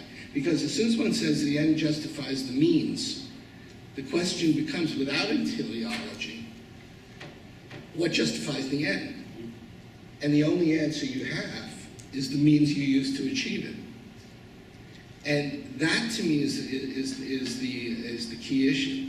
We have to, ethics means that you're recognizing limits on what you can do and and how you justify your actions. That's at least the way I would begin. As far as the world revolution, Brecht's teacher was called Horsch. And he had a beautiful set of poems which he dedicated to his teacher, called the cow-shaped poems. And Horsch was a man of the ultra-left. And Brecht starts out and he says, "Yes, my old teacher, he was a wonderful man, wise man. And he said to the world, it's a choice between all or nothing. To which the world responded, well, if that's the choice, then better nothing." And I think that's where we are. I don't think this will go either. So those are my responses. Richard, if you could let Aaron do his. Yeah, I'm sorry. Okay, well, I have to say that I'm sure that, there'd be a lot of disagreements between me and Roger on the one hand and Sam on the other hand, but I think that what I share in common with them is a kind of sense that you have, especially Roger in the context of this, of what's happening in Quebec, you have this emergent, very vibrant, social struggles that are appearing. And those struggles are giving rise to questions, on the one hand, of a kind of tactics that in the Quebec student movement spread, as far as I understand, quite rapidly across many schools, without the pre-existence of a kind of, massive revolutionary organization. That kind of rapid spread of new tactics or kind of something that works gives rise, to organizational questions of how it might be possible in our times to kind of coordinate and extend that disruptive activity. And I think that, that's the kind of situation that we're going to find ourselves in. I think that there's a way that our situation today is very dynamic, and I think that dynamism is given in the capitalist crisis, not just as something that, occurred or started in 2007, 2008, but something that has a longer history. And I'm kind of surprised that the relationship between, on the one hand, kind of programs and utopias in an earlier era and the unfolding long-term decline in profit rates and declining growth rates across the capitalist world, with the exception of China and other parts of the world during different moments. But that long-term global tendency, given in deindustrialization, given in this expansion of surplus populations and surplus capital, it just seems to me that it's very difficult to explain the specificity of those kind of organizational problems, one might say today, without having that in mind. And I think that also you know, it's the key to thinking about this question of utopia and the absence of kind of utopian ideas. I mean, Stephen referred to this idea that, you know, we need to see to have a utopia is about seeing the future appear in the present. And That wasn't me, that was Liebknecht. Sorry. That was Liebknecht. I'm just saying no, of course. Sorry, I didn't mean to misattribute it. But you know, I think that there's a lot of ways that was possible in the context of an earlier workers' movement that's not possible today. You know, we live in a time where it's very difficult to find a term within present-day society, workers' organizations, or even much more generally, some kind of concept of a neutral means of production or technology or science. There's nothing in the present-day society that I think is affirmable as such, and that's like a kind of key feature of our times. And at the same time, it's very difficult in the context of that, when an affirmable term of that kind is absent, you know, a kind of completely affirmable term is absent in that way, it's also difficult to kind of enact a program based on a kind of, you know, on a tendency already existing in society of that sort, that one could imagine, or the workers' movement could imagine, taking state power and then enacting or creating a workers' society. Sorry, so we can get to the questions and answers. Okay. I'll start. Yeah, go ahead. I just wanted to respond. First of all, I don't think that I'm posing an all or nothing thing, and I also, in terms of affirming, there are lots of reforms that I would support. I think that labor unions are highly supportable institutions. I'm not posing reform or revolution. I'm saying that ultimately, in terms of and not that long into the future, I think that the problem of worldwide socialist revolution is necessary for the survival of humanity, because I don't think that capitalism is a sufficiently stable system that is going to provide anything other than barbarism and perhaps the annihilation of the human species within a not too distant future. And of course, many people already experience barbarism, but I'm saying for those of us who live outside of barbarism. So I don't know if that's possible, and if I think about it objectively, I would have to say the odds are in favor of barbarism, not socialism. But obviously, one has to, in some sense, struggle for that, and I'm not counterposing reform revolution. And I also think that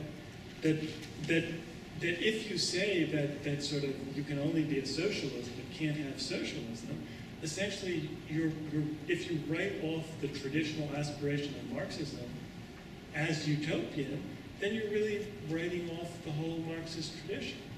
I mean, and I don't think that the problem here about Marxism means of struggle is really some objective matter of economic transformation. I mean, I think that, for example, the way people think about Leninism has everything to do with the experience of Stalinism. I don't think that I think it has to do, the way people think now about it is different from the 80s because of the collapse of the Soviet Union. There are a lot of conjunctural factors that are ideological. The way people in this room who are in their early 20s think about it is very different because they've lived through a different set of experience than from me in my 40s. So I think that there is a large element of ideological autonomy. In fact, fundamentally, I think that if humanity dies or plunges into barbarism, the problem will be fundamentally a lack of imagination among enough people of a better future, that something else is possible.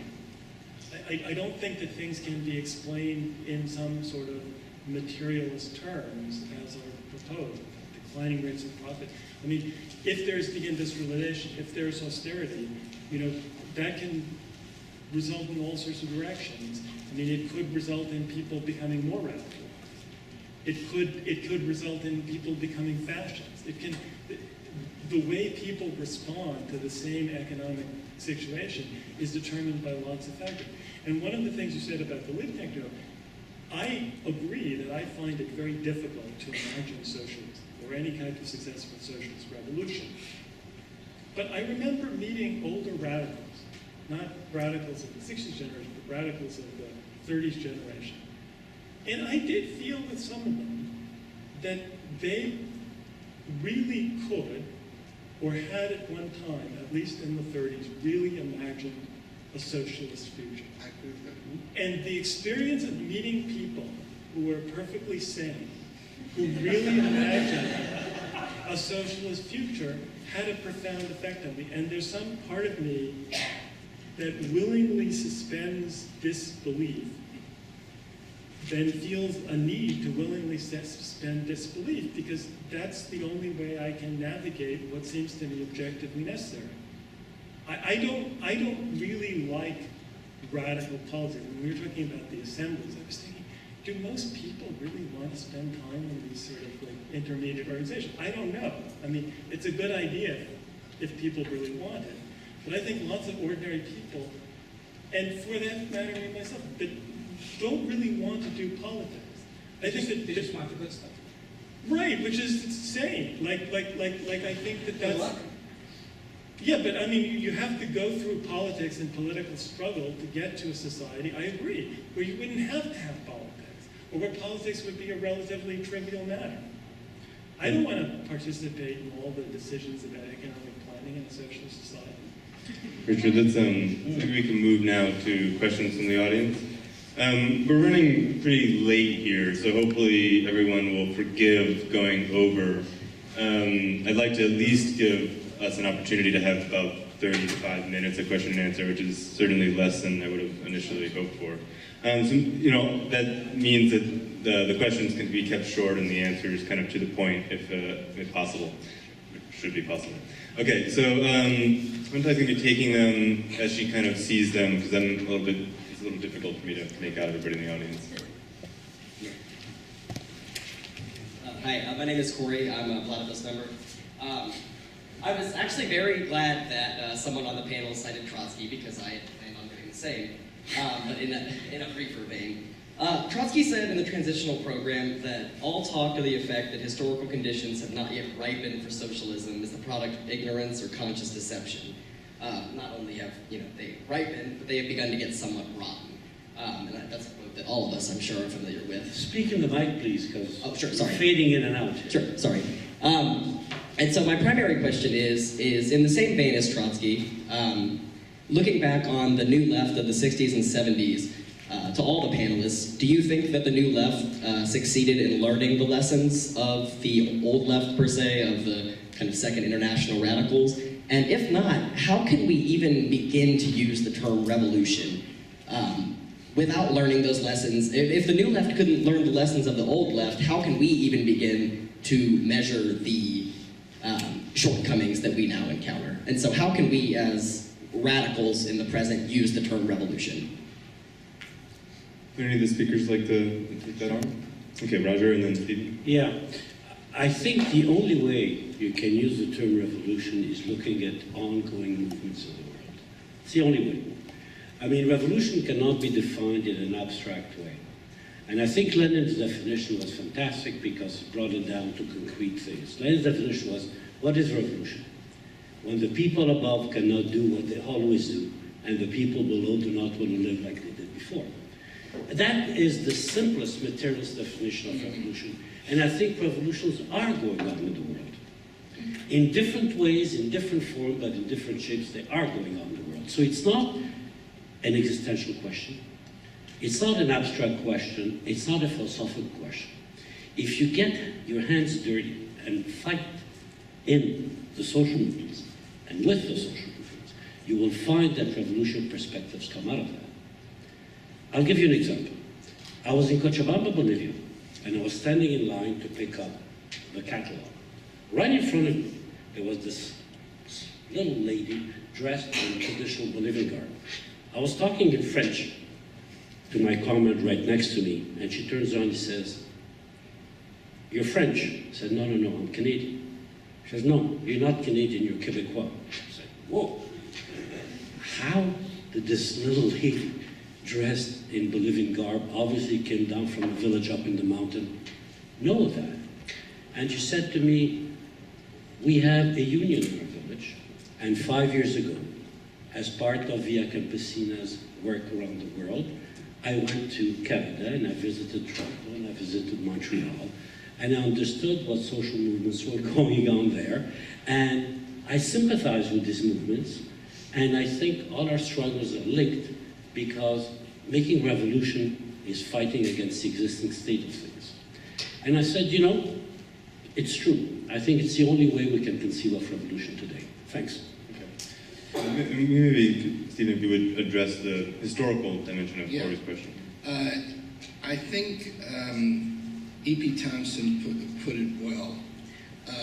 He said that the 60s, the New Left was the first movement that placed culture at the center of the enterprise. And I think that's true. It's not so much that the 60s learned from the Second International, the Third International. It's that they provided a critique for something different, something that wasn't acknowledged before. And that's part of the utopian element. I mean, I was going out with somebody who was one of the founders of the women's movement. And she and her friends in New York, Democratic women, did a little demonstration. And Roz's entire apartment, 3 rooms, was filled within a week with letters. At that time, there was no email. Letters from women all over. They touched a nerve. What were considered personal concerns became public concerns. You can think of rape, you can think of incest, you can think of all this kind of stuff. This comes out new. What I think is the utopia, if you want to put it this way, both the practical and the utopian demand right now is, I think you guys have to do to the 60s what the 60s did to the 30s. You have to develop your own idea of what revolution entails. You need your own style. I mean, one of the things with Occupy Wall Street is that struck me was everybody was talking about the great, the imagination and so on. I thought it was the same thing as People's Park, where I was when I was in Berkeley. The look was the same, the music was the same, the slogans were the same, everything's the same, And if I can say so, without being too nasty, I mean, there's been a sort of pandering of the young among leftists. Oh, it's great we have young people here and so on. Well, you young people, do something. I mean, figure out what it is that will make your movement real. I think what Roger said was correct. You want a revolution? Make it. Yeah. Okay, make it new. Unless there's an interest from other panelists to respond to that question, I'd like to move on to the next. Hi. Oh, sorry.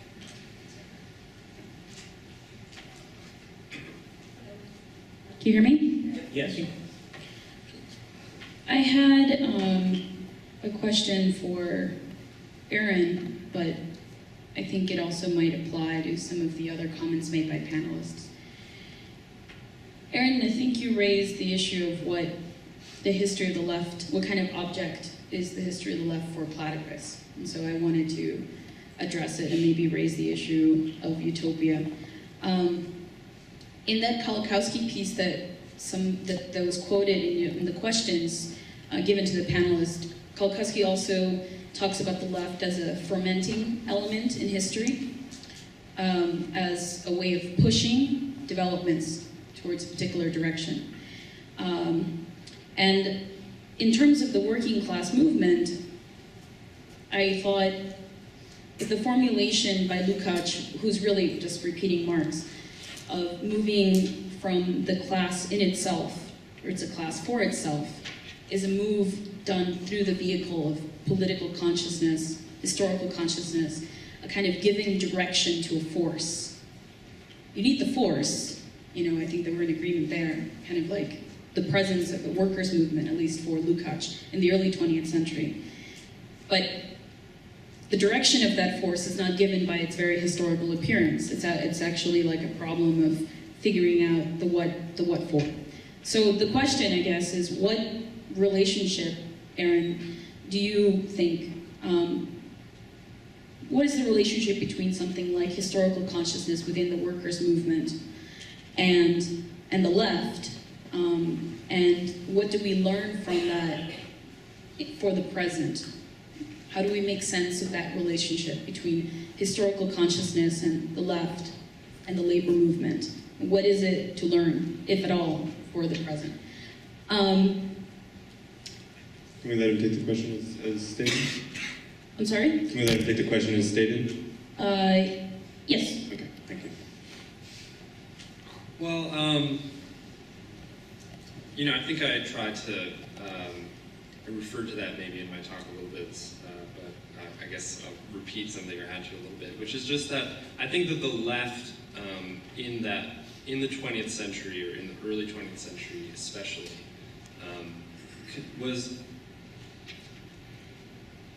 faced certain kinds of strategic questions, right, that emerged from the way that capitalism and the workers' movement developed in that period, you know, and that those strategic questions were given first and foremost in this problem of like adding up the class, and it had to do with the kind of persistence of the old regime.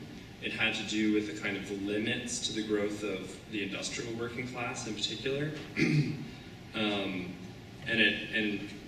a number of other things, essentially. And I think that the point that I'm trying to make is just that those conditions and those limits within the workers' movement, that's not our situation today. You know, that's fundamentally not our situation. And the conditions of struggle that are emerging today are quite different because the form of the capitalist class relation is quite different.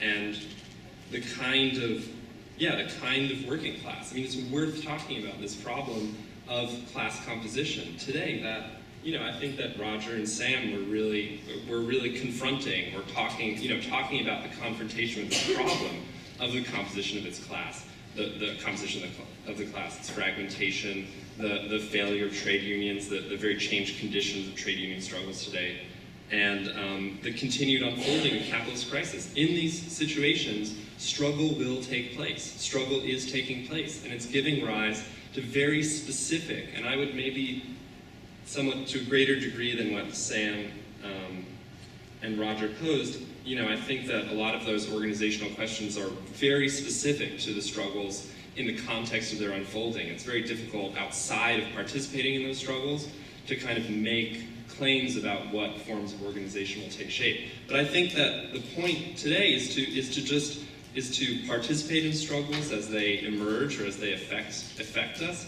you know, and to see revolution, the possibilities of revolution emerging out of the limits of class struggle today. That's the fundamental thing, you know, and so to refer to the past, and we do maybe too much talking about the past in endnotes, you know, because I think we live in a transitional period today and the past weighs very heavily on us. But the point is to see our fundamental difference from the past and to engage in struggle today as it presents itself. Can I make? Sure. I think it's very interesting what you raised about Lukács and, you know, rephrasing Marx's thing about the class in itself and the class for itself. Very interesting because Lukács formulated the party as a key mediation, allowing the class to move from class in itself to a class for itself, right? So you have in Lukács a philosophical expression of what Leninism was and its fetishism of the party. You have to call it that. Now, interestingly enough, Lukács was influenced by Rosa Luxemburg. And Rosa Luxemburg's answer to that very question was that if you want to move the class from in itself to become a class for itself, it's through class struggle. What can we say about that, and what lessons can we learn for the left today? I think both of these statements are correct. In other words, for the class to become conscious, you have to participate in class struggle and create new political expression, new political parties. But there's got to be a way, a means of having institutional checks on the party. This is where I join Sam's important contribution regarding workers' assembly. You cannot establish a party as the ideal form of organization, the concretization of class consciousness, and therefore give it this papal, incredible power to decide what is good or bad for the class, because as we've seen, parties can betray the revolution, you know? So can we achieve a new understanding of the relationship between movement and parties today? Possibly. I think it's the only way to try and frame the question and have a new relationship between movement and party, where the movement can check and criticize the party, where the party attempts to also unite the various movements, and you engage in an equal exchange, not a hierarchical exchange. If you do not do that, I don't know how you can move eventually towards transforming the system. And that relates to something that you've said. You talk a lot about the decline of the working class movement. I would put that to you, that if you look at the world today in absolute terms of how many workers exist in the world, I would say today you have more working class people than ever in the history. Look at China, for Christ's sake, and the incredible industrialization that's going on in China. You realize that China has 1.3 billion people, of which 52% live in cities today. In other words, close to 700 million people. And they expect that within the next decade, 200 more million people are going to move into the cities. This is the most massive urbanization that we've seen in the history of mankind, or humankind. Now, these people moving massively to the city, 900 million people, what activities will they engage in? I think a massive amount of them will be workers. Workers in industry, workers in service industry. So to say that the workers' movement is in decline, I think is a Western-centric vision of what we've been living through the past few decades. It's not necessarily true on a world scale. And once these new workers in China, in India, in the Philippines, in Indonesia, undergoing incredible wave of industrialization, when these people begin to develop class consciousness and engage in massive social struggles, I think the question will be posed in a completely different way. Thank you. Can I actually... If you can keep it brief, I'd just like to Do you move happen on to to know, new questions. do you happen to know, Roger, how many industrial workers there are in China? Apparently, according to statistics that I've heard, roughly close to 400 million, of which 250 million are illegal workers in the city and considered do not have the permit which allows them to live in the city. So you have a sub-proletarian strata in China, which is super exploited, and which is a condition which allows Chinese capitalism to develop today. It's the wrong question. I mean, you know, you're almost defining the working class as if it's manufacturing workers. I mean, people who work on construction are making things, they're workers. People who work at retail in Walmarts are workers. The workers just, you know, in the United States, the workforce isn't disappearing. I never said that. You don't understand that? No, I said I never said that. I never Think said maybe that. the- Your maybe the point definition of that could be your clarified. definition of the industrial workforce declining in numbers is posing the question in a very particular way, that the question of revolution and worker activity depends on the industrial workforce. I didn't say that. I'm just saying, what I'm saying is that we live in a period where the industrial, I think that it would be strange to say about the 20th century workers movement that it didn't take the figure of the industrial worker and of the progressive nature of industry, the neutral nature of the factory and so on as its key, you know, as a key feature, both in terms of its own utopias and its programs. I mean, that seems to me absolutely clear. I'm not saying that we live in an age where, you know, there's been any decline in the wage relation or in the existence of wage labor. Obviously, we live in a period where that's massively the conditions under which people live. But I think it's strange to not pay attention to the transformation, the composition of the working class. Its composition, i.e. where it works, the kinds of activities that workers are engaged in, the way that workers can or cannot see those activities as being part of building a new world, right? That's the birth of the new within the whole. Those conditions, to me... You're absolutely right, but you have to remember that in the 1920s, somebody who worked in an auto plant was considered a precarious worker. Conditions were lousy, turnover was incredible, until they got unionized, there was no reason to stay. So you're absolutely right. We can't analyze what's going on without recognizing the changing composition of the workforce. But I thought you were going in a fairly mechanical way from the decline of industrial workers to the decline of revolutionary potential. Richard, if you're going to make I'm sorry, I have to move on. I want to make sure we can get to another set of questions. There were more domestic servants in Victorian England than factory workers. I mean, I don't think the question about the industrial worker is really relevant to the question of the function of socialism and whether they're in China. I mean, I think there's two separate issues. I mean, you could have a socialist movement with that, not necessarily based on industrial workers. And the question is, why are industrial workers not socialists? All right, well, I'm sorry, I know that there's a lot more to, back and forth in responses that could be made, but I'd like to make sure that we can get to another couple of questions before we have to conclude this evening. I guess what I would say in favor of the concept of the left is that it poses that it poses the question of freedom in a way that no political movement has ever done in history before, and that's what's so important about the concept of the left, as opposed to a valorization, glorification of merely working class struggle. I mean, with that you could end up sort of with a Bernsteinian notion that really what I aim for is really to have the working class have better conditions. Of course, if that's true, then you don't want to have a revolution, because that might probably bring about worse conditions. So that's actually what the concept of the left does for me, in my mind. It poses a problem of freedom in a way that no political movement has ever done before and ever since. Yeah, that wasn't exactly a question, so I'm not sure if there was a response that any of the panelists, Aaron or others, would like to make. Well said. Well said, we can leave it there.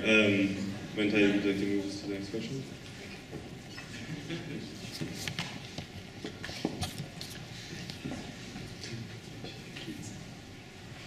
Hi. So 3 questions, I'll be quick. Sam, I have a question about the GTWA. Just, was it actually socialist or communist, or I'm curious about the political orientation of the organization, or is that what you were sort of referring to when you were saying you didn't have the hard arguments? That was an issue of unclarity about these organizations. To Aaron, I am curious to push a little more on this issue, what you were talking about the sort of reproductive character of the working class, whatever service worker or precarious workers in the US. It does, I mean, I guess this goes back to the panel on Realpolitik today.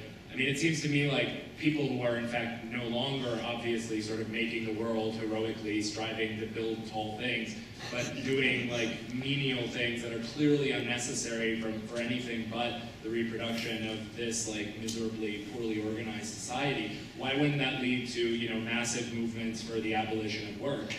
All of this sounds like it actually. What about nurses? I mean, that's another story, right? The service worker section or whatever is a mess.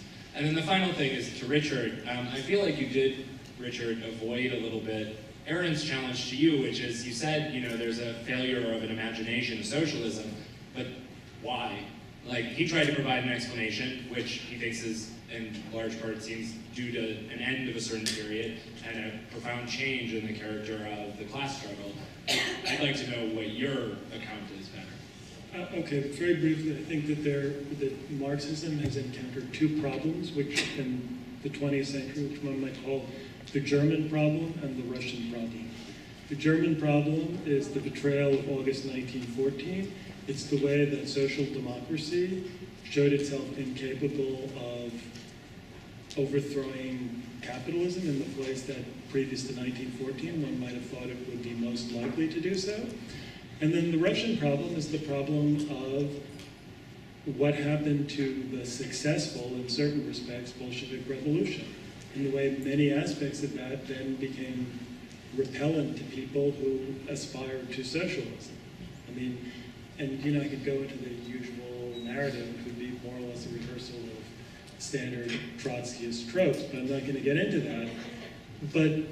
So I think that those are the 2 problems. The problem of mass socialist parties and the developed capitalist parties failed to overthrow capitalism in the place where it was most developed and where Marxists of the 19th and early 20th century would have thought socialism first would have developed.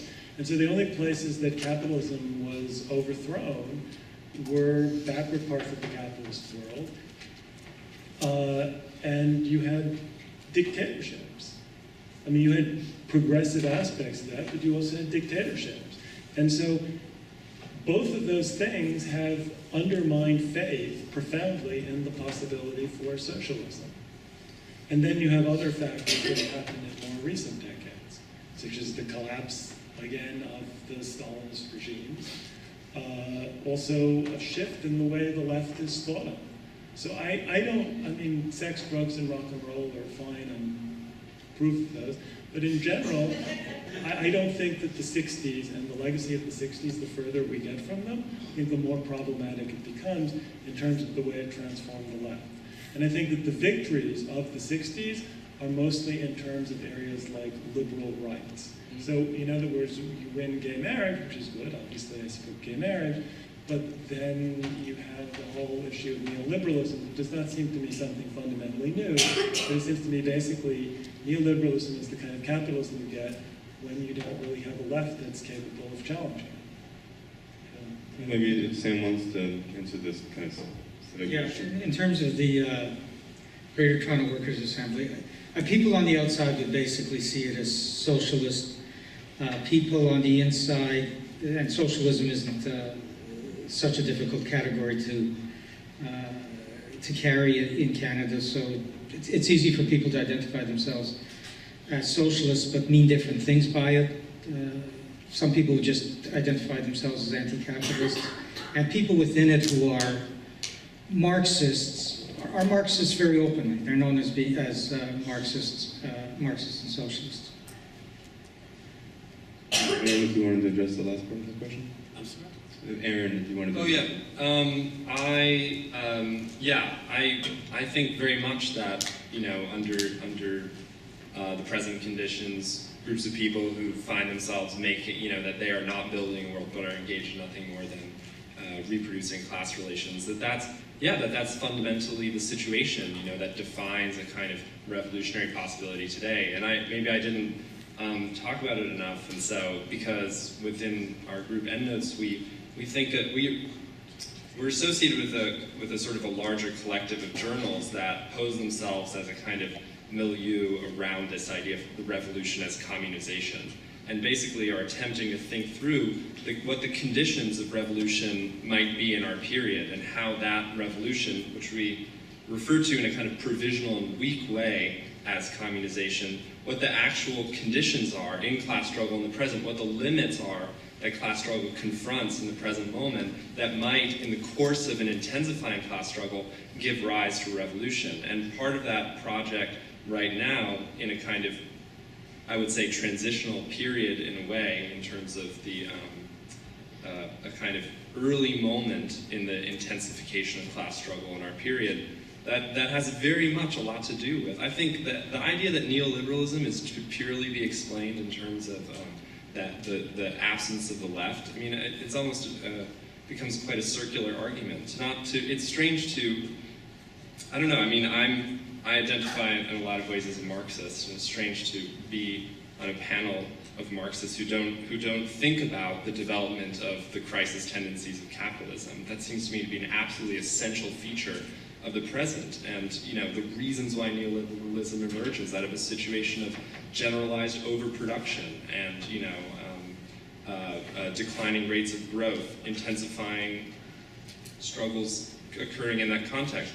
The point is to think about the specificity of the present, the composition of the class in this moment, the unavailability of the utopias of the past within this moment, and how the specificity of the situation might give rise to a kind of a new revolutionary, a new concept of revolution. And we should be kind of open to that emergence and not just think that the emergence of revolution in the present is about learning the lessons of a past from an era whose fundamental conditions are just totally different than ours, I think. And not totally different from ours, but different from ours in very essential ways. Maybe we can take one final question. I'm sorry to have to kind of conclude the evening so abruptly, but we are almost half an hour over our initially scheduled kind of conclusion. So we can take one more question and then give a chance for each of the panelists to make some closing remarks, and we'll wrap up. All right, well, that puts a lot of pressure on me. Thank you. So I guess I tried to tie a couple of things together that I sort of felt all the panelists were addressing. So I mean, one sort of thing that Kolakowski said from this period, from this thing that's being quoted, is utopia is a mysterious consciousness of a real historical movement, which is a very mysterious sounding thing, granted.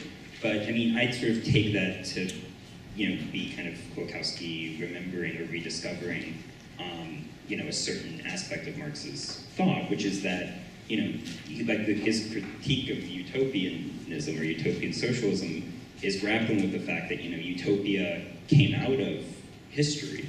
It emerged as a, as part of a kind of political movement, and yet sort of seemed to be posing the possibility of a form of life that seems to be like outside of the possibility of history, like at least in any sort of like narrow sense.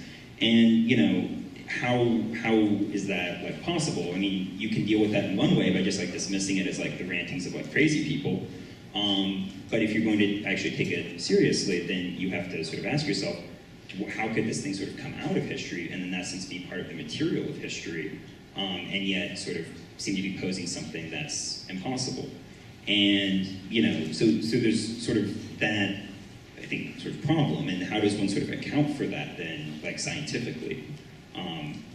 And so, in the present, what I think really complicates that is something that Richard brought up, which is that, the slogan in the 60s was, be realistic, demand the impossible. And we're actually now in a period where, like, even the realistic seems impossible. And so, if that's, and yet at the same time, capitalism, continues to be this kind of process of, like, kind of ongoing disintegration that seems like it should be posing certain possibilities for the left.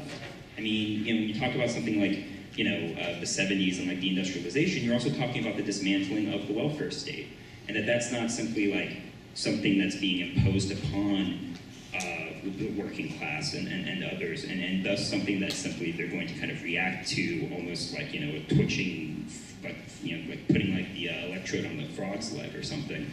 Like they're only going to respond to it politically the degree to which it's, like harder for them to eat.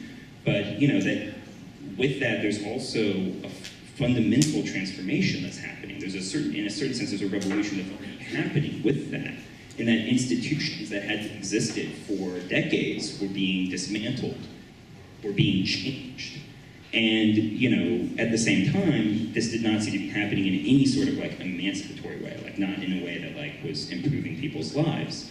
So I mean, I guess that for me, then that poses the problem, like a kind of problem of it's like, well, you can speak of like utopianism, but isn't there a way in which the present is already sort of this kind of, negative utopia or kind of like, negative revolution or kind of non-emancipatory revolution?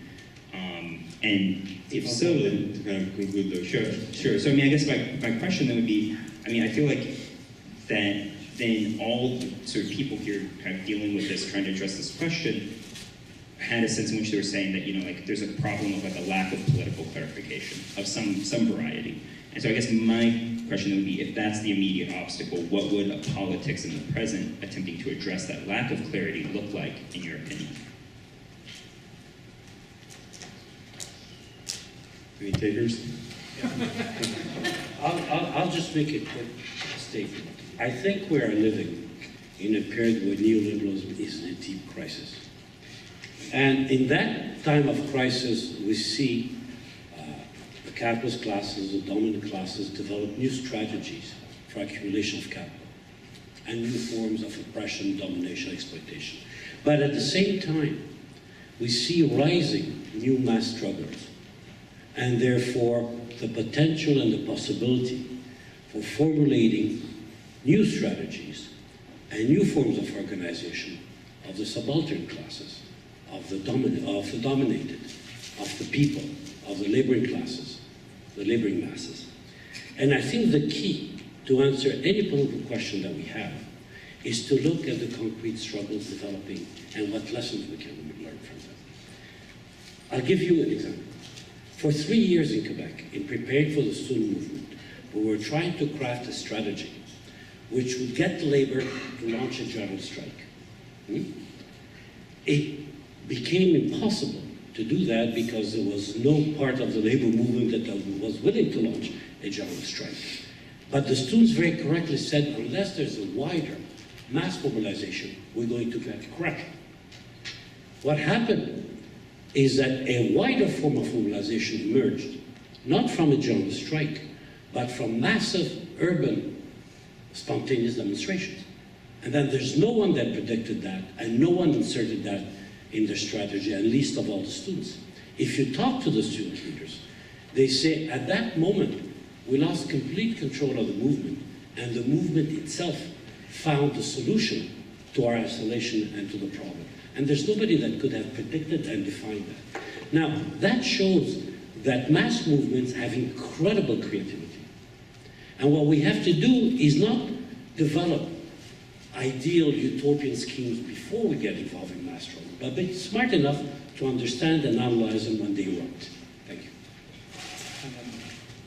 I agree with Raji's sentiments, but not with, I guess, some of the analysis behind it.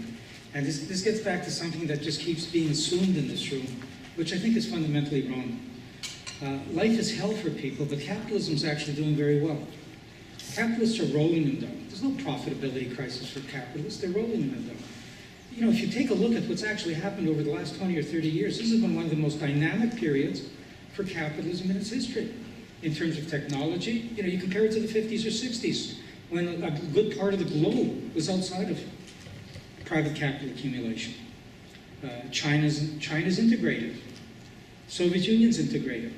There are very few countries, if any, who are thinking about leaving capitalism. There used to be all kinds of liberation movements. Privatization taking place. You know, workers dependent on the stock market and cheering the stock market when it goes up because it increases their pensions, even if it's going up, because there's been more restructuring and layoffs. Capitalism is winning. I mean, that's the specificity we have to start with, not that capitalism is on the decline. And how are we going to deal with this? Capitalism isn't going to disappear in 25 years. If we think that the world's going to end in 25 years, unless capitalism is gotten rid of, well, we might as well give up. I mean, the question is, do we want to build a long-term movement to change capitalism? Now, Raji's obviously right about, you know, there's all these things that you just don't expect. If you ask, in 1932, it was commonly thought that the notion of industrial unionism was a simply insane idea. How are you going to get these immigrant workers who can't even speak the same language to come together to take on the largest companies in the world without the backing of any unions? And it exploded. It surprised everybody. So that, you know, that I think is an absolutely right sentiment. But we also just have to be clear about the limits of the struggles that are going on. When you look at the Quebec student movement, it was incredible because they organized for at least 7 years. They organized the mass movement when they couldn't get to the unions. They were responsible for defeating a government, and a new social democratic government got elected. But that same social democratic government has now changed its position on fees. Students were fighting for free fees. They're not only not frozen, they're now going to rise automatically over time. So, you know, those are very, you know, the question about the Quebec student movement isn't that it sparked something that's going to become a revolution or that they want a victory that is permanent. The question is, what's going to happen to all those people who learn how to mobilize and organize? That's the question. Where are they going? Are they going to be in the workforce? Are they going to be academics? And, you know, what's going to happen to them there? So those are the kind of questions we have to address. Okay. Go ahead, Richard, and then maybe we can take concluding remarks. I think that the problem with talking about struggles and movements is that most struggles in the world now, particularly economic struggles against neoliberalism, they're defensive struggles. They're struggles against austerity offensives, struggles against attempts to cut wages and all of these things. And, you know, sometimes they win what I would say are temporary victories. But I think that if you're fighting defense for decade after decade, the prognosis isn't very good. And I think that this is when I hear phrases like new forms of revolution, I don't know what that means. I mean, I think that the fundamental historical problem now is the same as it was 100 years ago. It's an old-fashioned view. Let's just go through very briefly and take concluding remarks from each of the speakers, and then we can end the evening. sorry that this has gone on so late. We got kind of a late start.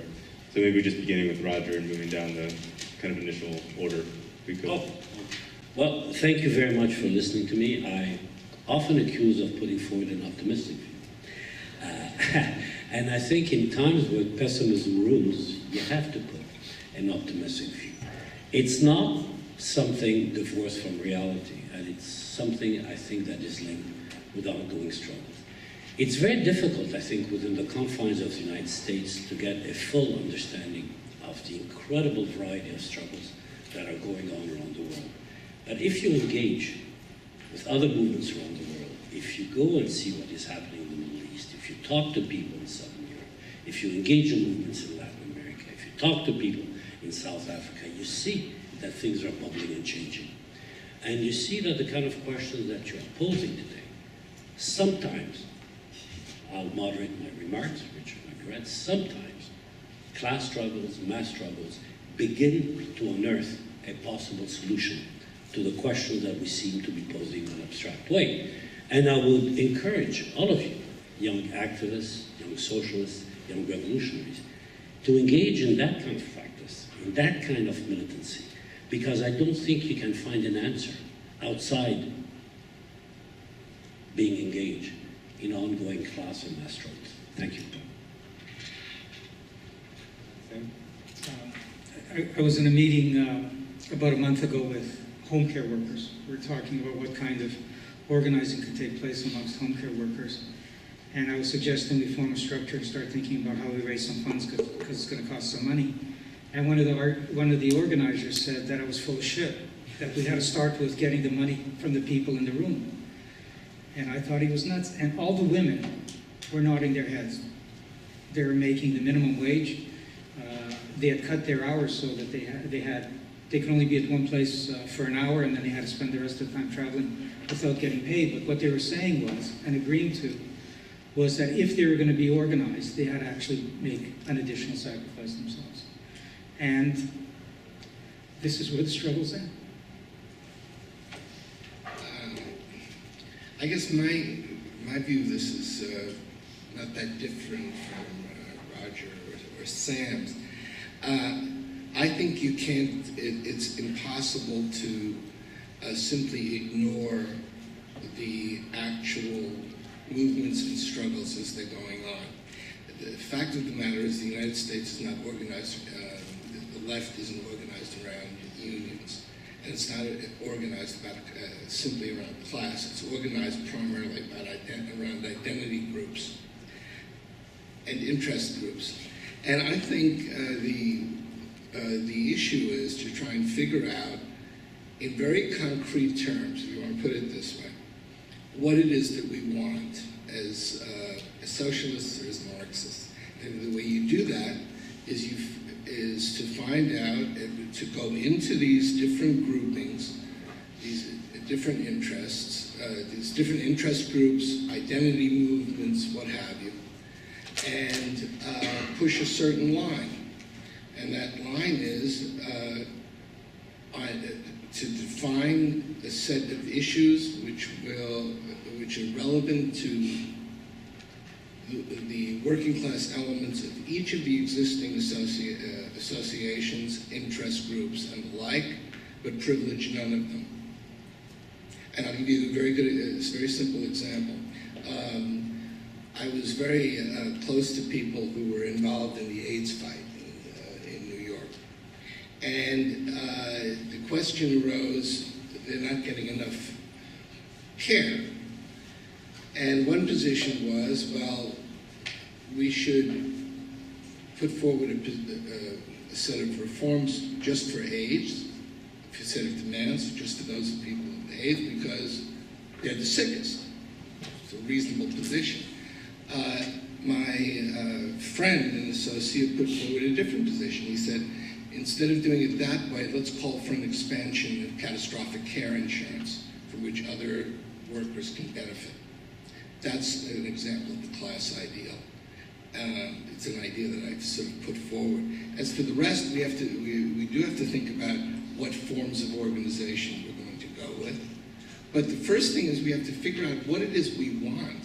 Nobody in the 19th century in the 20th century had any question with respect to what the revolution meant. Here's what the revolution meant for the Social Democrats. You basically institute a set of programs, nationalization and municipalism, that changed the priorities of the production process to workers, or people before profits, as the communists used to say. Everybody knew they wanted a republic. And the position with, historically, is that the labor movement was strongest in areas where it could institute a republic. The revolution was about bringing about a republic, not about changing, simply transforming an economic structure. And the way they thought they would do it is is that the system would result in war, which it did. So, change of priorities in the economic process, clear-cut commitment to a republic with bourgeois limits so that workers can organize, and the final thing was a secular ideology, basically from the Enlightenment, that would sort of guide the new society. Today, nobody's sure anymore. If I asked people in the room, I'm sure if we asked people in the room, there'd be 1,000 different ideas of what the revolution means. And I think we have to be clear about that. Well, in Canada, you could still struggle for a republic. Okay, fair enough. All right, if Aaron would... Okay. And certainly in the Middle East, you could still struggle for a republic. I think Sam's provocation is provocative. How is it possible? I can't understand how it's possible to think that there's no capitalist crisis today. Look, the rapid growth of capitalist economies leads to a kind of continuous growth in the demand for labor. Under conditions where capitalist economies are growing very rapidly, the fact that unemployment falls and a rapid demand for labor creates conditions under which workers can press their interest by refusing to work. Is that the situation that we live in today? Of course not. We live in a situation where capitalist economies have been growing very slowly, where the demand for labor has been very slack, and where workers increasingly find themselves to be more or less superfluous to the production process, and where they can only take jobs by accepting increasing conditions of immiseration. We live under conditions of continuous austerity. Austerity, again, resulting from slack capitalist economies, low rates of profit, a situation in which we live in a capitalist economy. It's only possible for people to live at all under these conditions where capitalist interests are respected. And in order for capitalist interests to be respected under conditions of long-term capitalist crisis, it's only possible under conditions of austerity, under conditions of falling taxation on corporations, blah, blah, blah.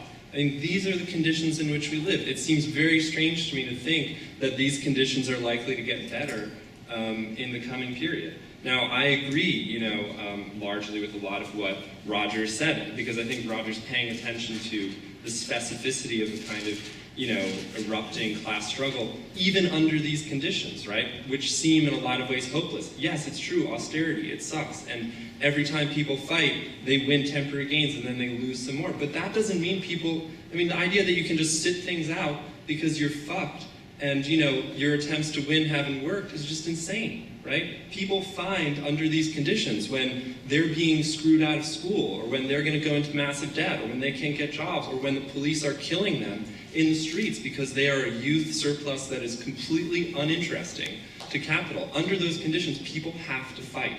People have to fight. They do fight. They find new tactics. They find new forms of organization. That's the period in which we live today. The only thing I would add is that it's very important to pay attention to the kinds of affirmations that are possible under those conditions, that is, say, under the conditions of struggle today. Look at, the recent history of struggle. Look at the anti-globalization movement. Look at Occupy. Look at the Syntagma Square, all of the kind of indignant movements. They don't organize themselves around an affirmation of class identity. That's a feature of the present moment. That's very important, right? And it doesn't just emerge from a kind of bad idea on the left. It emerges from real conditions that people find themselves in, where it's very hard to affirm their existence as work and see something utopian in the vision of a worker's world. And I mean, if you think that that's not the conditions of what utopia meant in this earlier period, I have to say, I think you're crazy. And under these conditions, yes, people will have to struggle, and they'll have to find new ways of composing themselves. They'll have to find new ideas about revolution. That's the period we live in. And I mean, in a certain basic sense, you know, I'd have to end with agreeing with Roger in this basic sense that people they have to get involved in struggle. People are struggling. The conditions of revolution emerge from struggle. That's it. Richard, like the last word. It's true that in the ultimate sense that the conditions of revolution emerge from struggle, but there are many different forms of struggle. I don't think that people, quote, necessarily have to struggle, and people often struggle in bad ways. I think that like one of the things one has seen from the Arab Spring is the problematic character of just the fact of, quote, a mass movement. And I just want to end on a single fundamental note, which is one of the ideas that emerged from the Enlightenment, and which is connected to the idea of utopia, is the idea that people could consciously transform society. And that idea has been taken over by the socialist movement of the 19th century. And it's fundamentally at the heart of the Marxist project, the idea that humanity collectively can liberate itself and restructure society in a conscious way. And ultimately, the fate of humanity and the fate of the Marxist project depends upon the extent to which people, not just a few people, but millions, billions of people, can be convinced that that's true. I don't think that that problem ultimately is an economic problem. I mean, people struggle when there's austerity. People can also struggle sometimes more when they feel greater job security. I don't think that one can reduce the question of struggle to economics. I think it has an autonomous ideological component that is part of the broader question about what the left means. And that the left is a broader question, a question of a problem of human freedom ultimately, and not just of social struggle.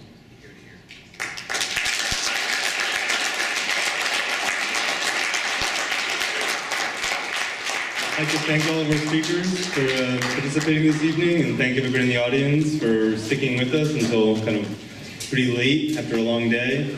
We'll be reconvening tomorrow morning for a couple of public events that are addressing Platypus itself, and then be concluding our convention. So thanks again. All right. Okay. Do you want me to get the mic? Yeah. Okay. Yeah.